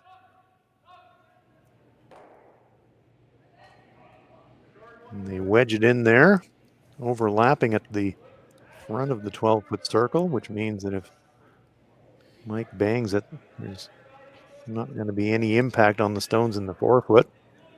Do you like that result, Sam? I do like that result. There's no yellow triple, and it's staggered above your shot rock, so Mike has to hit. And now they're just discussing which way they want to roll. Mike really wants to be second and third shot after this throw. It's just very hard to do that and be buried behind any of their guards. But he has no choice but to hit those yellow stones. You're right. If he plays for the outside roll, yellow's going to stuff, and that stone is just going to sit in the front of the 12-foot. Tries to roll underneath. It'll clip across, leave the stone behind it, sitting on the center line. So if he is making double, he will likely leave his shooter accessible for Niklas Edin. Yeah, Mike taking a little bit of a risk here, deciding to hit the top yellow in the 12-foot and roll behind their corner guard and not make the double, probably. Okay, so that would leave him lying, if he makes, potentially 4th shot. Yeah, he'll be 2nd and 4th after this is made. But this is a way to potentially keep a 3 alive. Yes.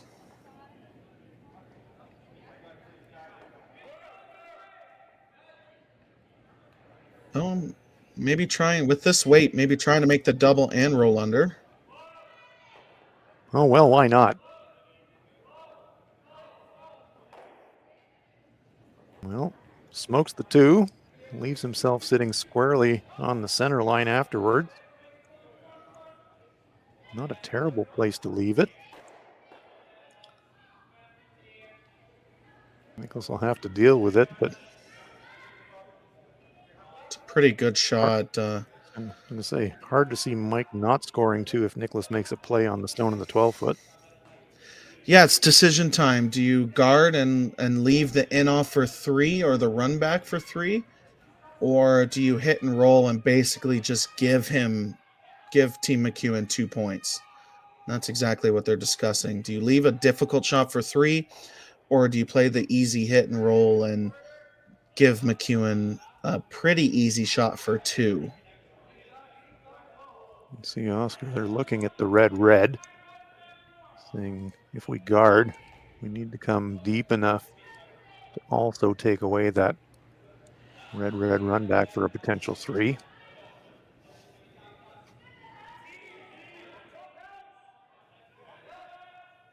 Have to be very, very precise about where he leaves the stone, though, to take both the run back and also the direct path away. Yeah, if you're to guard, it needs to be on below the red run back on the center line, so you take away at least one of Mike McEwen's shots. So they're going to take the risk, make the guard, and hope that Mike doesn't make the angle for 3.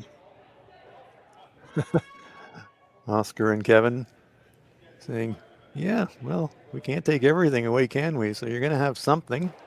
You'd love to see it. I mean, the sporting spirit here, even though, we're in the quarterfinals, it's a knockout game. Athletes have such respect for each other. Important shot for Niklas Edin as he throws his last in the 6th end. We did see Niklas make quite a big line error on an attempted guard earlier in the game, so let's see if he can correct here.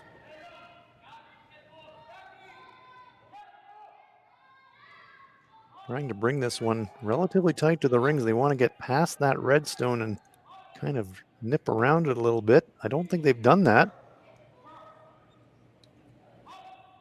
So if Mike wants to take it on, I think the red attempt for 3 is playable. The question is, do they want to play it? Or do That yellow was more straightforward nose hit. The yellow was 2 feet too light, that guard. Now Mike has 3 options. He can run the red that's just off the center line for 3. You can angle run the red corner guard, or you can play the in off. Mike is taking a long look at that corner guard run in. Thank you very much. That's a fantastic look at it here from behind the sheet. That seems to be the one he'd like to play. Yeah, Mike has a few highlight shots in curling, and a lot of them are out-turn angle runs. So I think he's pretty comfortable with this shot. Well, we saw from the very outset of this end, asking Dan Marsh to throw 2 corner guards, and now the potential payoff of that strategy happening right here. Opportunity to use that corner guard as a weapon. Run it in. Slam the rock in the top of the 4-foot and potentially take the lead. Yeah, I think I think this is the right call. At the angle, if you play the in off, it's so hard to get that yellow from the center line all the way out to score 3. Probably only scoring 2 if you make it. So this shot is for 3 and to take the lead. Yeah, I'm with you, Sam. To score 3, it's got to be running one of the reds. Mike saying, I like the angle on this one better.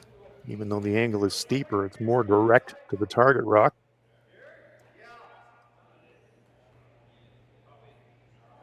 Just locking in exactly where the contact point is.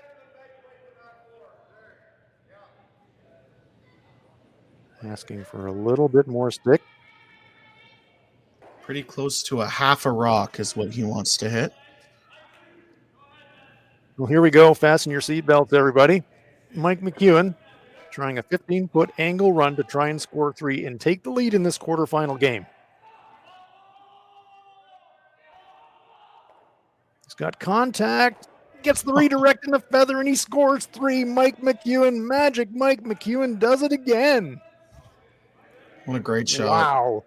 Fantastic shot. Got a little bit of good fortune. Tickled that stone in the front of the 8-foot, got a little redirect. But whammo.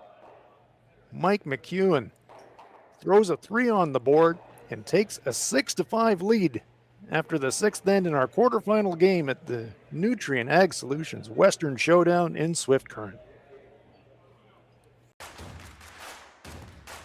Imagine being able to stream every curling game from every sheet from any event, be it your Wednesday league game, bonspiel, or corporate event. Curling Stadium offers an all-inclusive streaming solution featuring high-quality cameras, ease of use, great reliability, and minimal installation. Offering your sponsors customizable ad space on your streamed curling games and being able to sell video packages to your corporate events for increased revenue. With Curling Stadium, you can stream to any device, be it your mobile phone, tablet, or computer. Push the feed to your desired platform, be it Facebook, YouTube, or any other social media. Curling Stadium is simply the way forward. Where it's commonplace in other sports to televise every game, we want to do the same. Curling is a global sport, and it's time it gets the coverage it needs. Make your curling club the next Curling Stadium. Well, what do y'all think? Too blue? Not blue enough? Try this. Makes your eyes pop. This could be our best yield yet. And didn't we get this seed at a great financing rate? Yeah, we did. Iced tea? Great idea. Let's talk more about next year. I got some thoughts. And I've got some numbers. Nutrien Financial, financing that's in the field with you. SaskTel Be Kind Online wants to stop cyberbullying. Want in on the action? We award up to $1,000 for youth initiatives that help spread kindness and prevent bullying. What great idea do you have to help stop bullying? SaskTel can help. Go to BeKindOnline.com and apply for a grant today. Together, we can make a difference.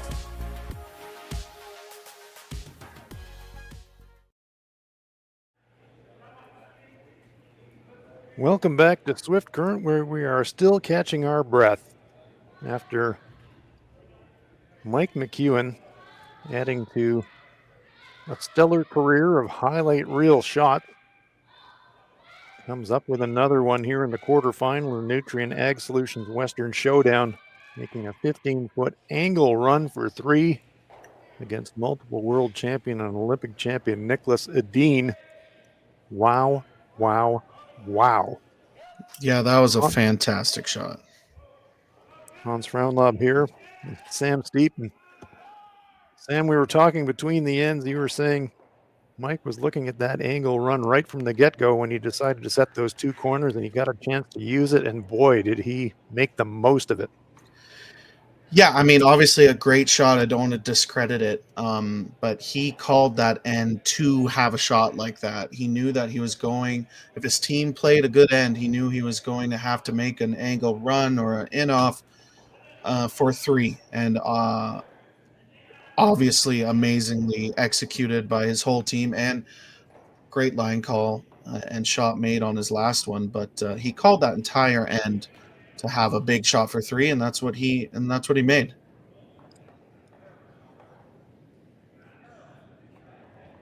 And there is a huge difference being 1 up after 6 versus being tied up after 6, isn't there? I mean, really, he's grabbed this game by the scruff of the neck with that incredible 3. It very well could be the game-winning shot. If he misses that and it's a steal of 1, the game's over. Edin's going to win, so an incredible shot.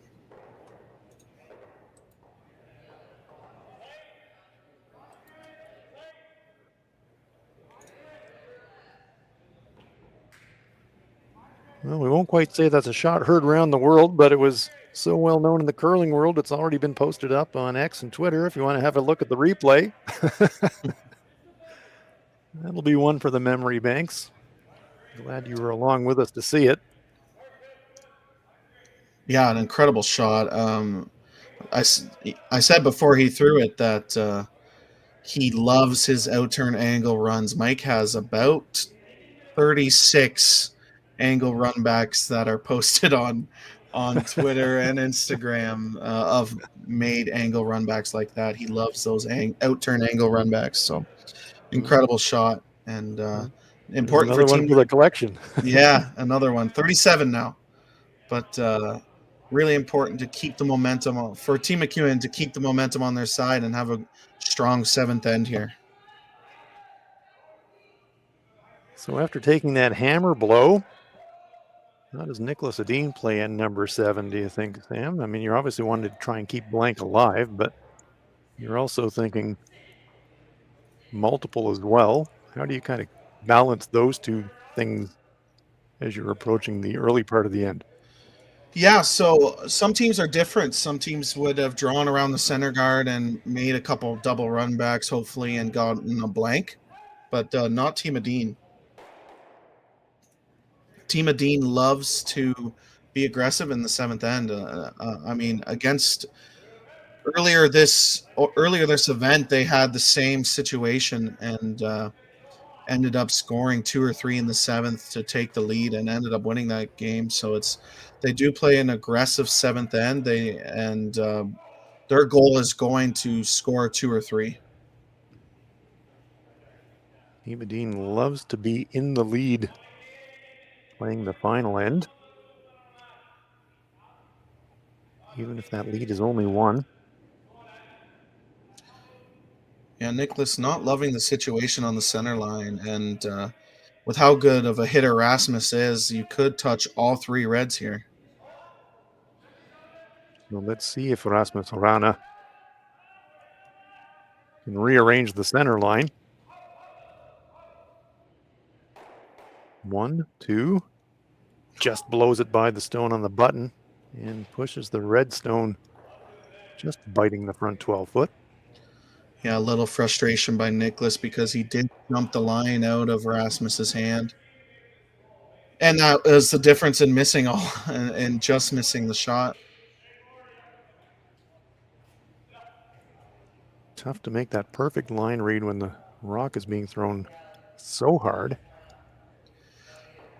Yeah, when the rock is going to be at your feet in about 5.5 to 6 seconds, you have very little time to decide whether you want to sweep or not.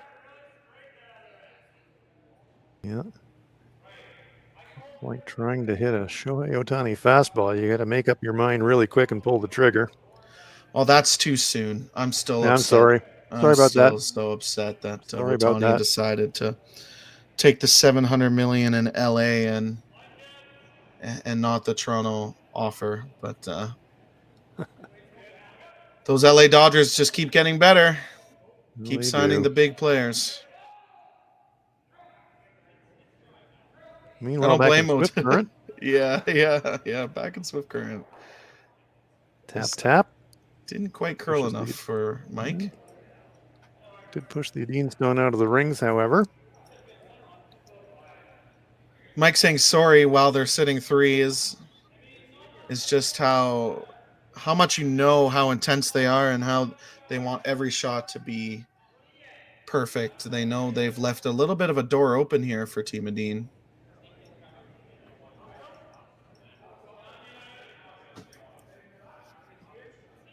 Guards up. Stones in the rings, but aside from the one in the 12-foot, relatively deep in the rings. So there's still a bit of room to maneuver here for Team Edin. Rasmus Rana again throwing some smoke. Running in the corner guard, but blowing it through the uprights. And you can feel the momentum just shifting to Team McEwen after that shot in the 6th end. Rasmus, 2 uncharacteristic misses. Mind you, by a couple centimeters were those misses, but that's all it takes to lose momentum in the game. Yeah, it feels like the wind has gone out of the sails of Team Edin after that magnificent 3 by Team McEwen. Team McEwen trying to ride the wave. Let's keep the nautical theme going here. Trying to get all the way to the finish line. If they can force Niklas here, they'll be feeling very good about their prospects. Yeah, they would love this to be just biting 4 foot 3/4 buried. Like that? Pretty Half close. Yeah. Nice shot by Colton. Did leave 2 different triples.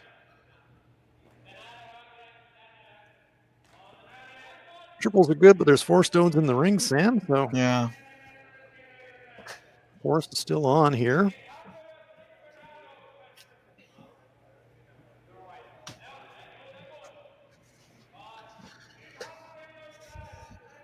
Yeah, Niklas knows that he needs to move those 2 stones in the 4 foot if he wants a chance of scoring 2.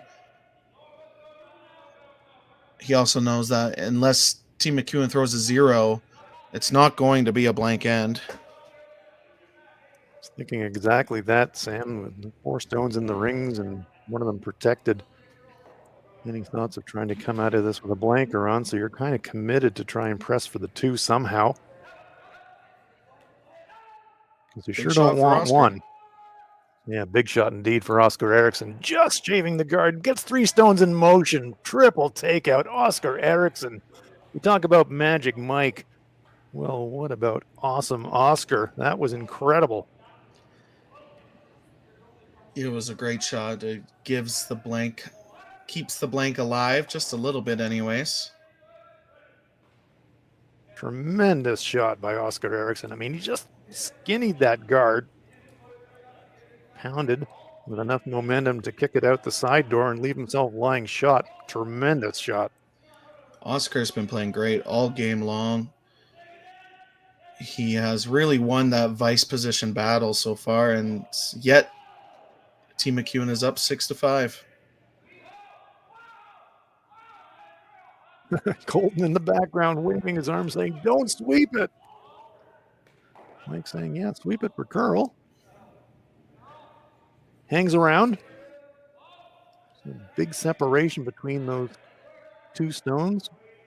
Far too much separation to be thinking sensibly about crosshouse double takeouts. No, yeah, they have to hit and roll under that center guard. That's the only option.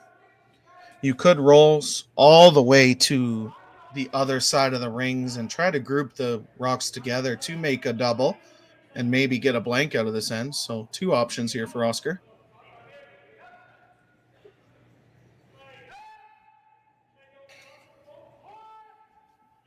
Triple takeout on the last shot from Oscar. Now trying a little bit more gently to hit and roll, but it's just going to nose. We'll hang around, but wide open. Pretty good call. It forces Mike to roll into the rings. Obviously, they wanted to make the roll, but they called them off at the hog line, so it would curl enough to where Mike is forced to roll into the rings. If Mike noses, I think he will be outside of the scoring area, which keeps the blank alive for Team Edin. Well, once again, Mike McEwen doing a little bit of ice maintenance. Saw early in the game, first or second end. Spent a good measure of time finding a bit of a scratch mark, so something is happening on the ice surface that has caught Mike's eye, and he's spending the time that you'd expect them to take to make sure that the ice surface is pristine and there are no little bits of frost or snow hanging around that could impede his rock. Very well could be someone's slider scratching the ice, because there are a couple slider sweepers on the ice right now, but could be someone's gripper as well. If you have a little bit older gripper, it leaves marks on the ice and really affects a stone. So the main reason why he's taking his time cleaning the path. Could just be giving Colton a breather. Just kidding. They were absolutely looking for something on the ice. That's funny, though. It's a big shot in the game. He needs to roll into the rings to keep the force alive.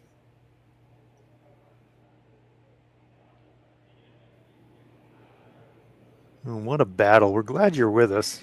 We knew this was going to be a pretty special game in the quarterfinal, and it's proving to be just that.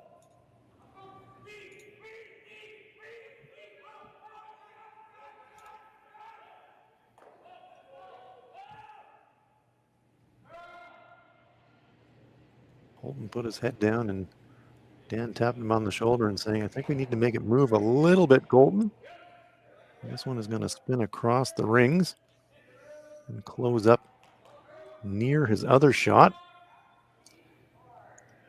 Yeah, it does bring them a little bit closer together. Yeah, rolled farther than he wanted, but actually rolled to a spot where if Team Edin decides to make the double, they lose their shooter, and Mike can just draw around the center guard.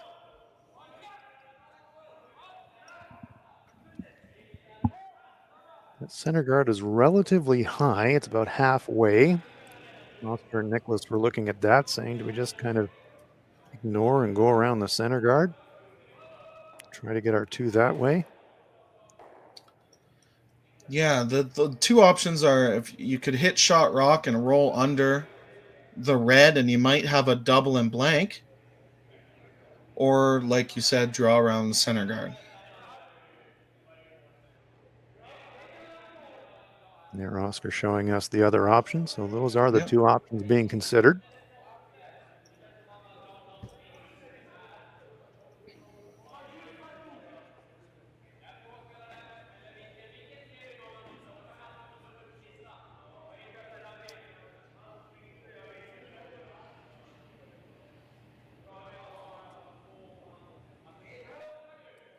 Big moment in this game. Well, we've had a lot of big moments in this game. It's been a lot of fun to call, and I'm sure a lot of fun to watch. Glad you're along with us. Yeah, big decision for Edin. If you want to keep the blank alive, you have to play the hit. If you want to try and score two, you almost have to draw around the center guard. So looks like they're trying to get the best of both worlds. Oh no, they're going to draw. Okay. All out for the two for Niklas Edin.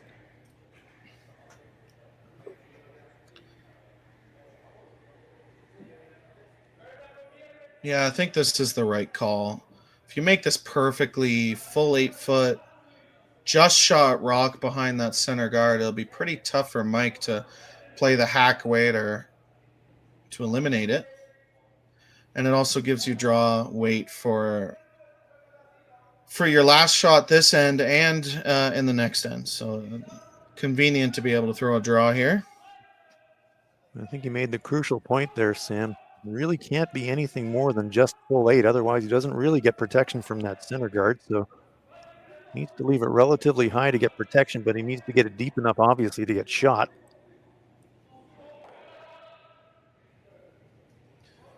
Sundgren and Ron are really leaning on this one. They think it's light.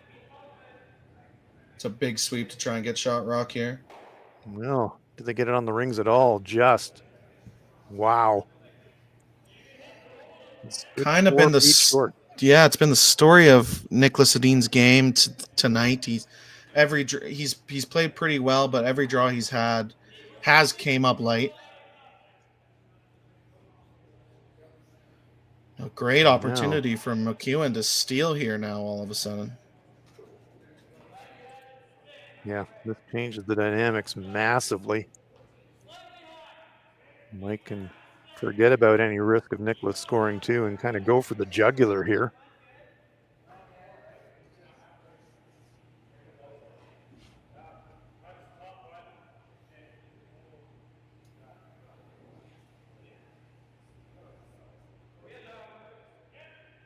Won't be lights out for Niklas if Mike does make this perfectly and Niklas has to concede one. But don't forget, we got a couple of red ones out there on the right-hand side of our picture. Niklas could be looking at 3 on his last.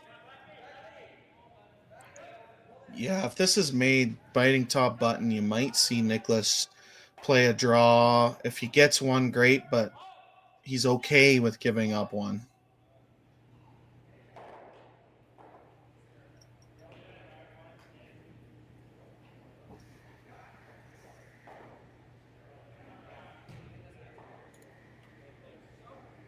In turn, come around draw attempt for Mike McEwen, looking for the button.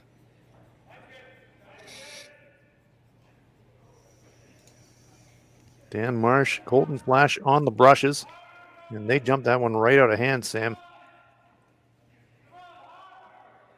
This They're going to be needs life to be or third death. They get shot. around that stone in the top 12. This one looks light as well. They do at least get it up there, or have they, for third shot? I think it just squeaked by. Wow. Yeah. So both skips uncharacteristically light on their draw attempts, but it will still be a forced situation unless Niklas thinks there is some kind of a circus shot for two here.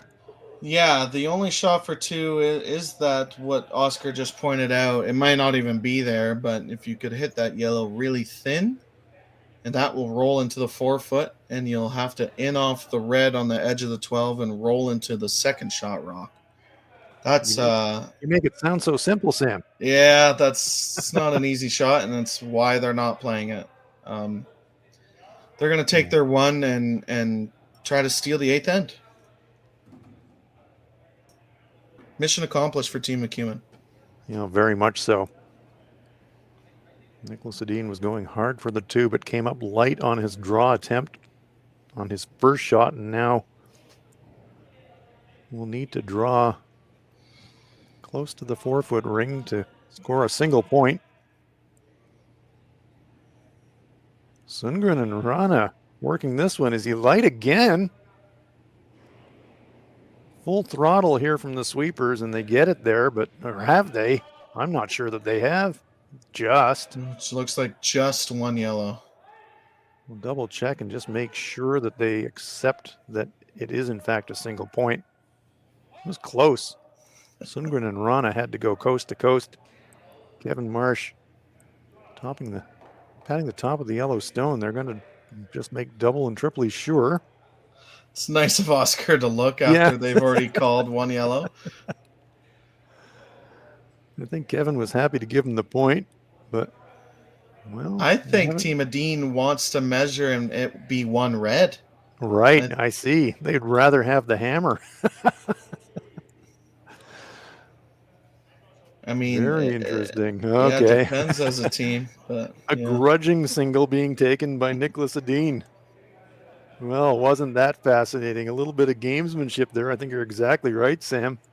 Didn't really want the one, would have rather given them the one to keep the hammer, but it will be a single point, and we are tied as we hit the 8th end here in Swift Current.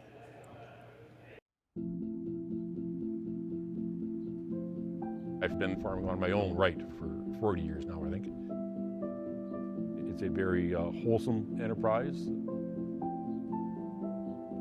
You have very, very busy periods when you have to go hard. So many of our windows are so tight that you just can't afford to miss a couple days of seeding. When a producer places their trust in us, that when it's time for them to be able to make their living, we're going to be there.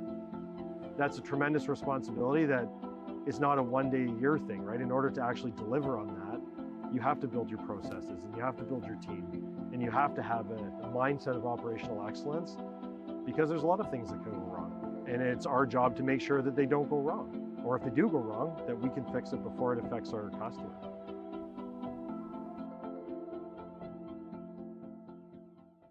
So with the impact to my business and income, will this delay my retirement? I know you're worried, Marshall, but based on the original plan we came up with, you're only about 6 months behind.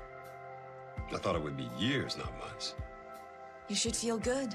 Remember, you've got a plan. Thanks.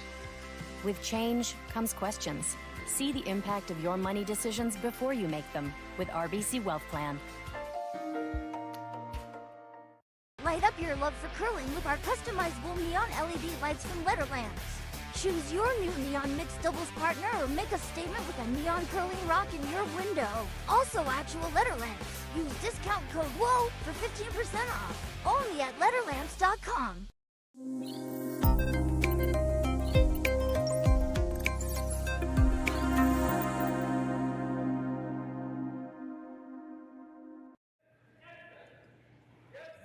Welcome back to Swift Current, Nutrien Ag Solutions Western Showdown.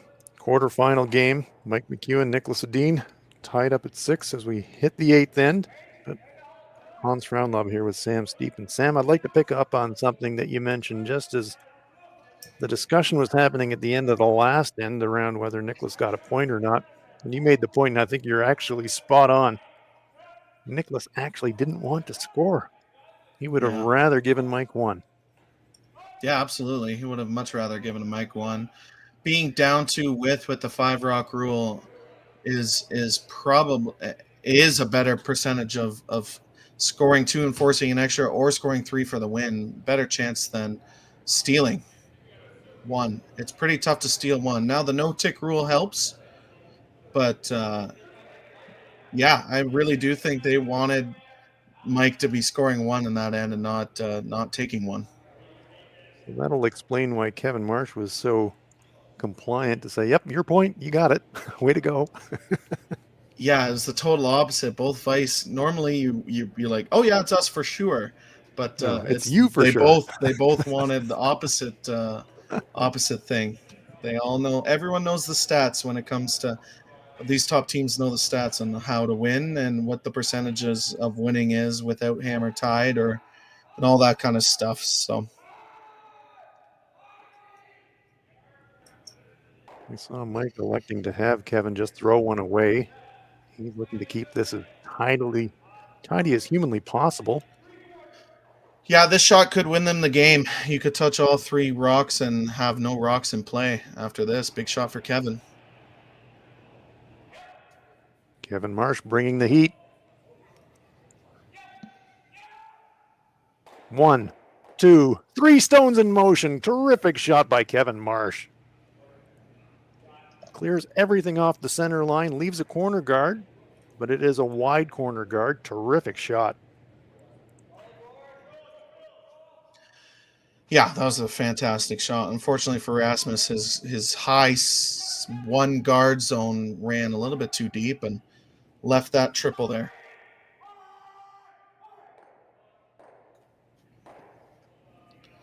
That very well could be the game-winning shot. Exactly. So there is a lonely corner guard, which is fine when you got the hammer, but not so good when you don't. But right now, Niklas will take any protection he can get to try and creep the play somehow back into the 4-foot area. But as it stands right now, 8-foot circle wide open for Mike McEwen. I really like the call of drawing in early here behind the corner guard. If you decided to throw the center, you could leave a double peel, and all of a sudden you have nothing to hide behind. So Niklas knows that, and a great call. Some teams would have thrown the center and eventually might have not had a single guard to play with. So great call by Niklas. Yeah, great call indeed, and nice execution again from Kevin Marsh, ripping away that corner. But now Niklas knows that he's going to need pretty much a clean miss out of Mike McEwen to somehow win this game.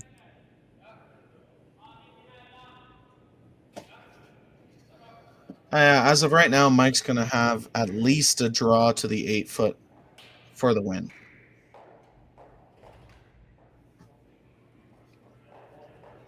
That lovely triple clear by Kevin Marsh on his first, really changing the complexion of this 8th end and simplifying matters a lot for Mike McEwen.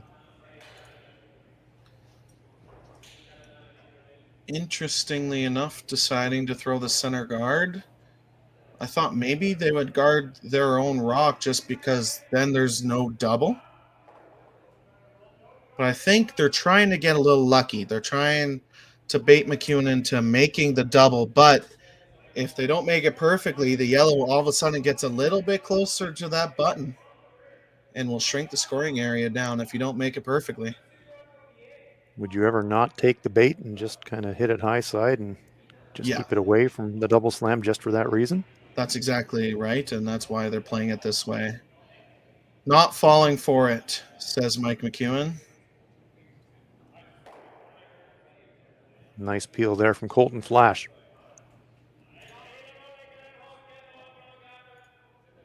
So Niklas threw one bit of bread on the water, trying to reel in Mike McEwen. Mike was having none of that.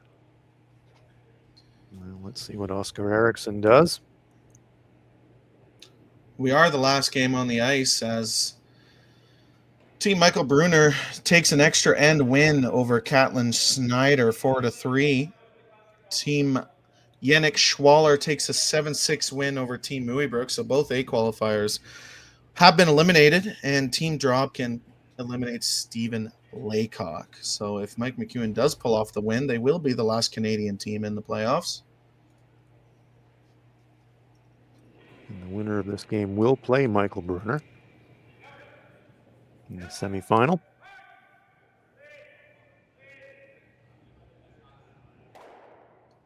And Mike not falling for the bait at all. Nope.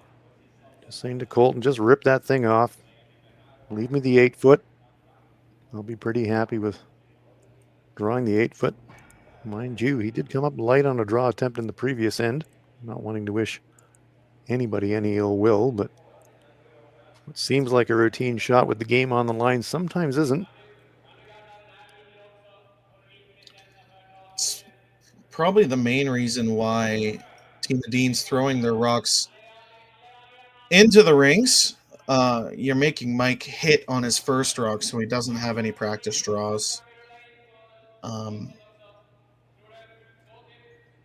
Just a great call. Yeah, doing good for what they have left, anyways. No, very good call, Sam. Niklas, without any guards to work on, are doing every last little bit that they can to try and just make Mike's last one as difficult as they can, even though it's going to be, relatively speaking, a fairly routine shot.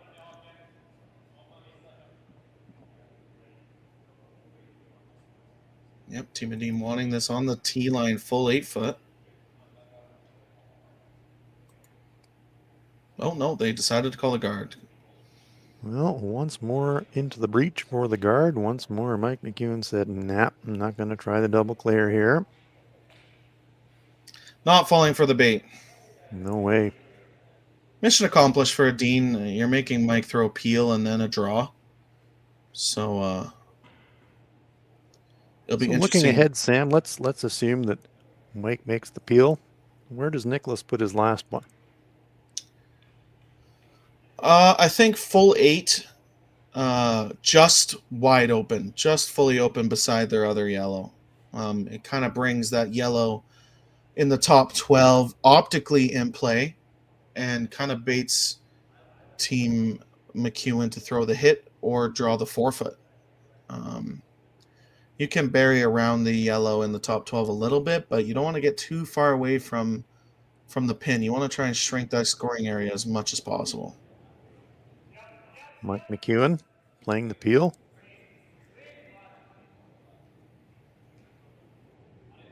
No problem there. Now I'm wondering if Niklas just doesn't put it squarely on the center line. Well, no, they are going to come to the wing. Yeah. Make that 8-foot target a little bit smaller for Mike McEwen. Yeah, you want to be full 8-foot. You're going to be pretty well wide open, but you're going to be as close to the pin as possible and try to shrink the scoring area as much as possible. So Niklas Edin trying to turn the 8-foot circle into like a 4.5-foot circle by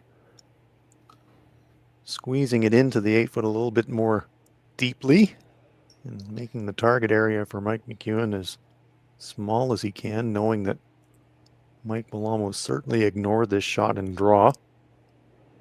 Yeah, unless there's air between the yellows, he'll ignore this. Same path that Niklas Edin just threw his last rock in the 8th end.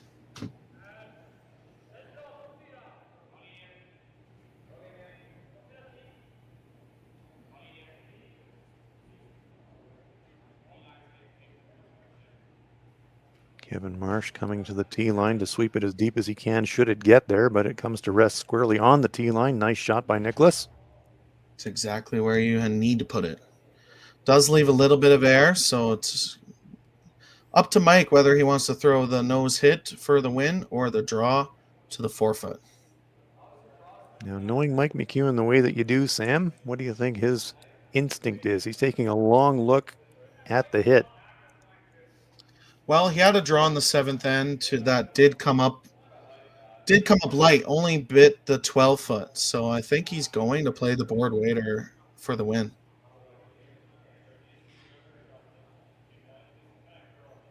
I do think Edin left their rock in the perfect spot. He made Mike think about it, which could cause a little bit of lack of concentration sometimes. So a well-played end for what they had, because Kevin Marsh made a triple early in the end. So Colton Flash making sure that the path of the stone is as free of debris as they can possibly make it. So it all comes down to this at the Nutrien Ag Solutions Western Showdown quarterfinal game. 8th end, tied at 6. 2 stones in the rings belonging to Niklas Edin.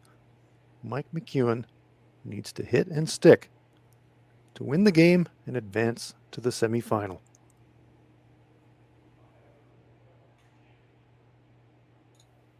Resets.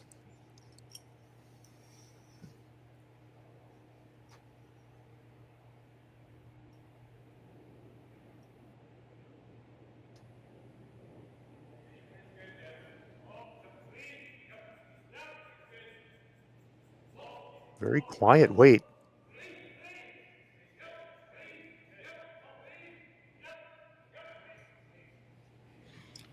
Oh, no problem at all. Terrific shot and a terrific game from Mike McEwen, Colton Flash, Kevin Marsh, and Dan Marsh claiming the victory with a hit and stick for 1 in the 8th end, and they will advance to the semifinal, eliminating Niklas Edin.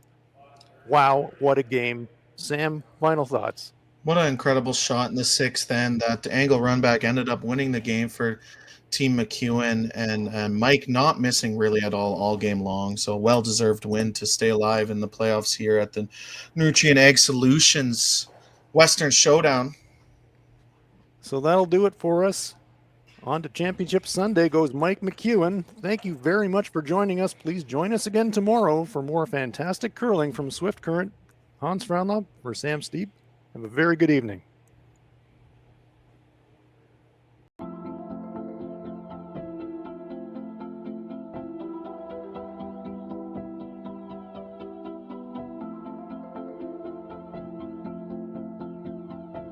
We feed the world with Nutrien, and a large portion of what our job is to get fertilizer out with the carriers so they can get directed to the farms or to the different retail locations. We know that if we don't have the answer to something, we're not afraid to reach out because we have support from everyone. We've got a really good team behind us.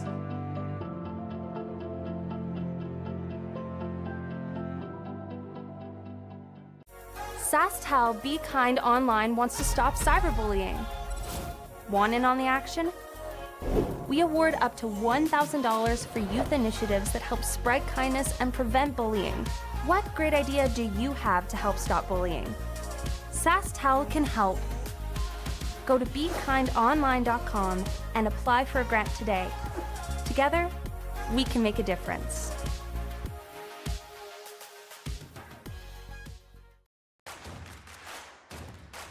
Imagine being able to stream every curling game from every sheet from any event, be it your Wednesday league game, bonspiel, or corporate event.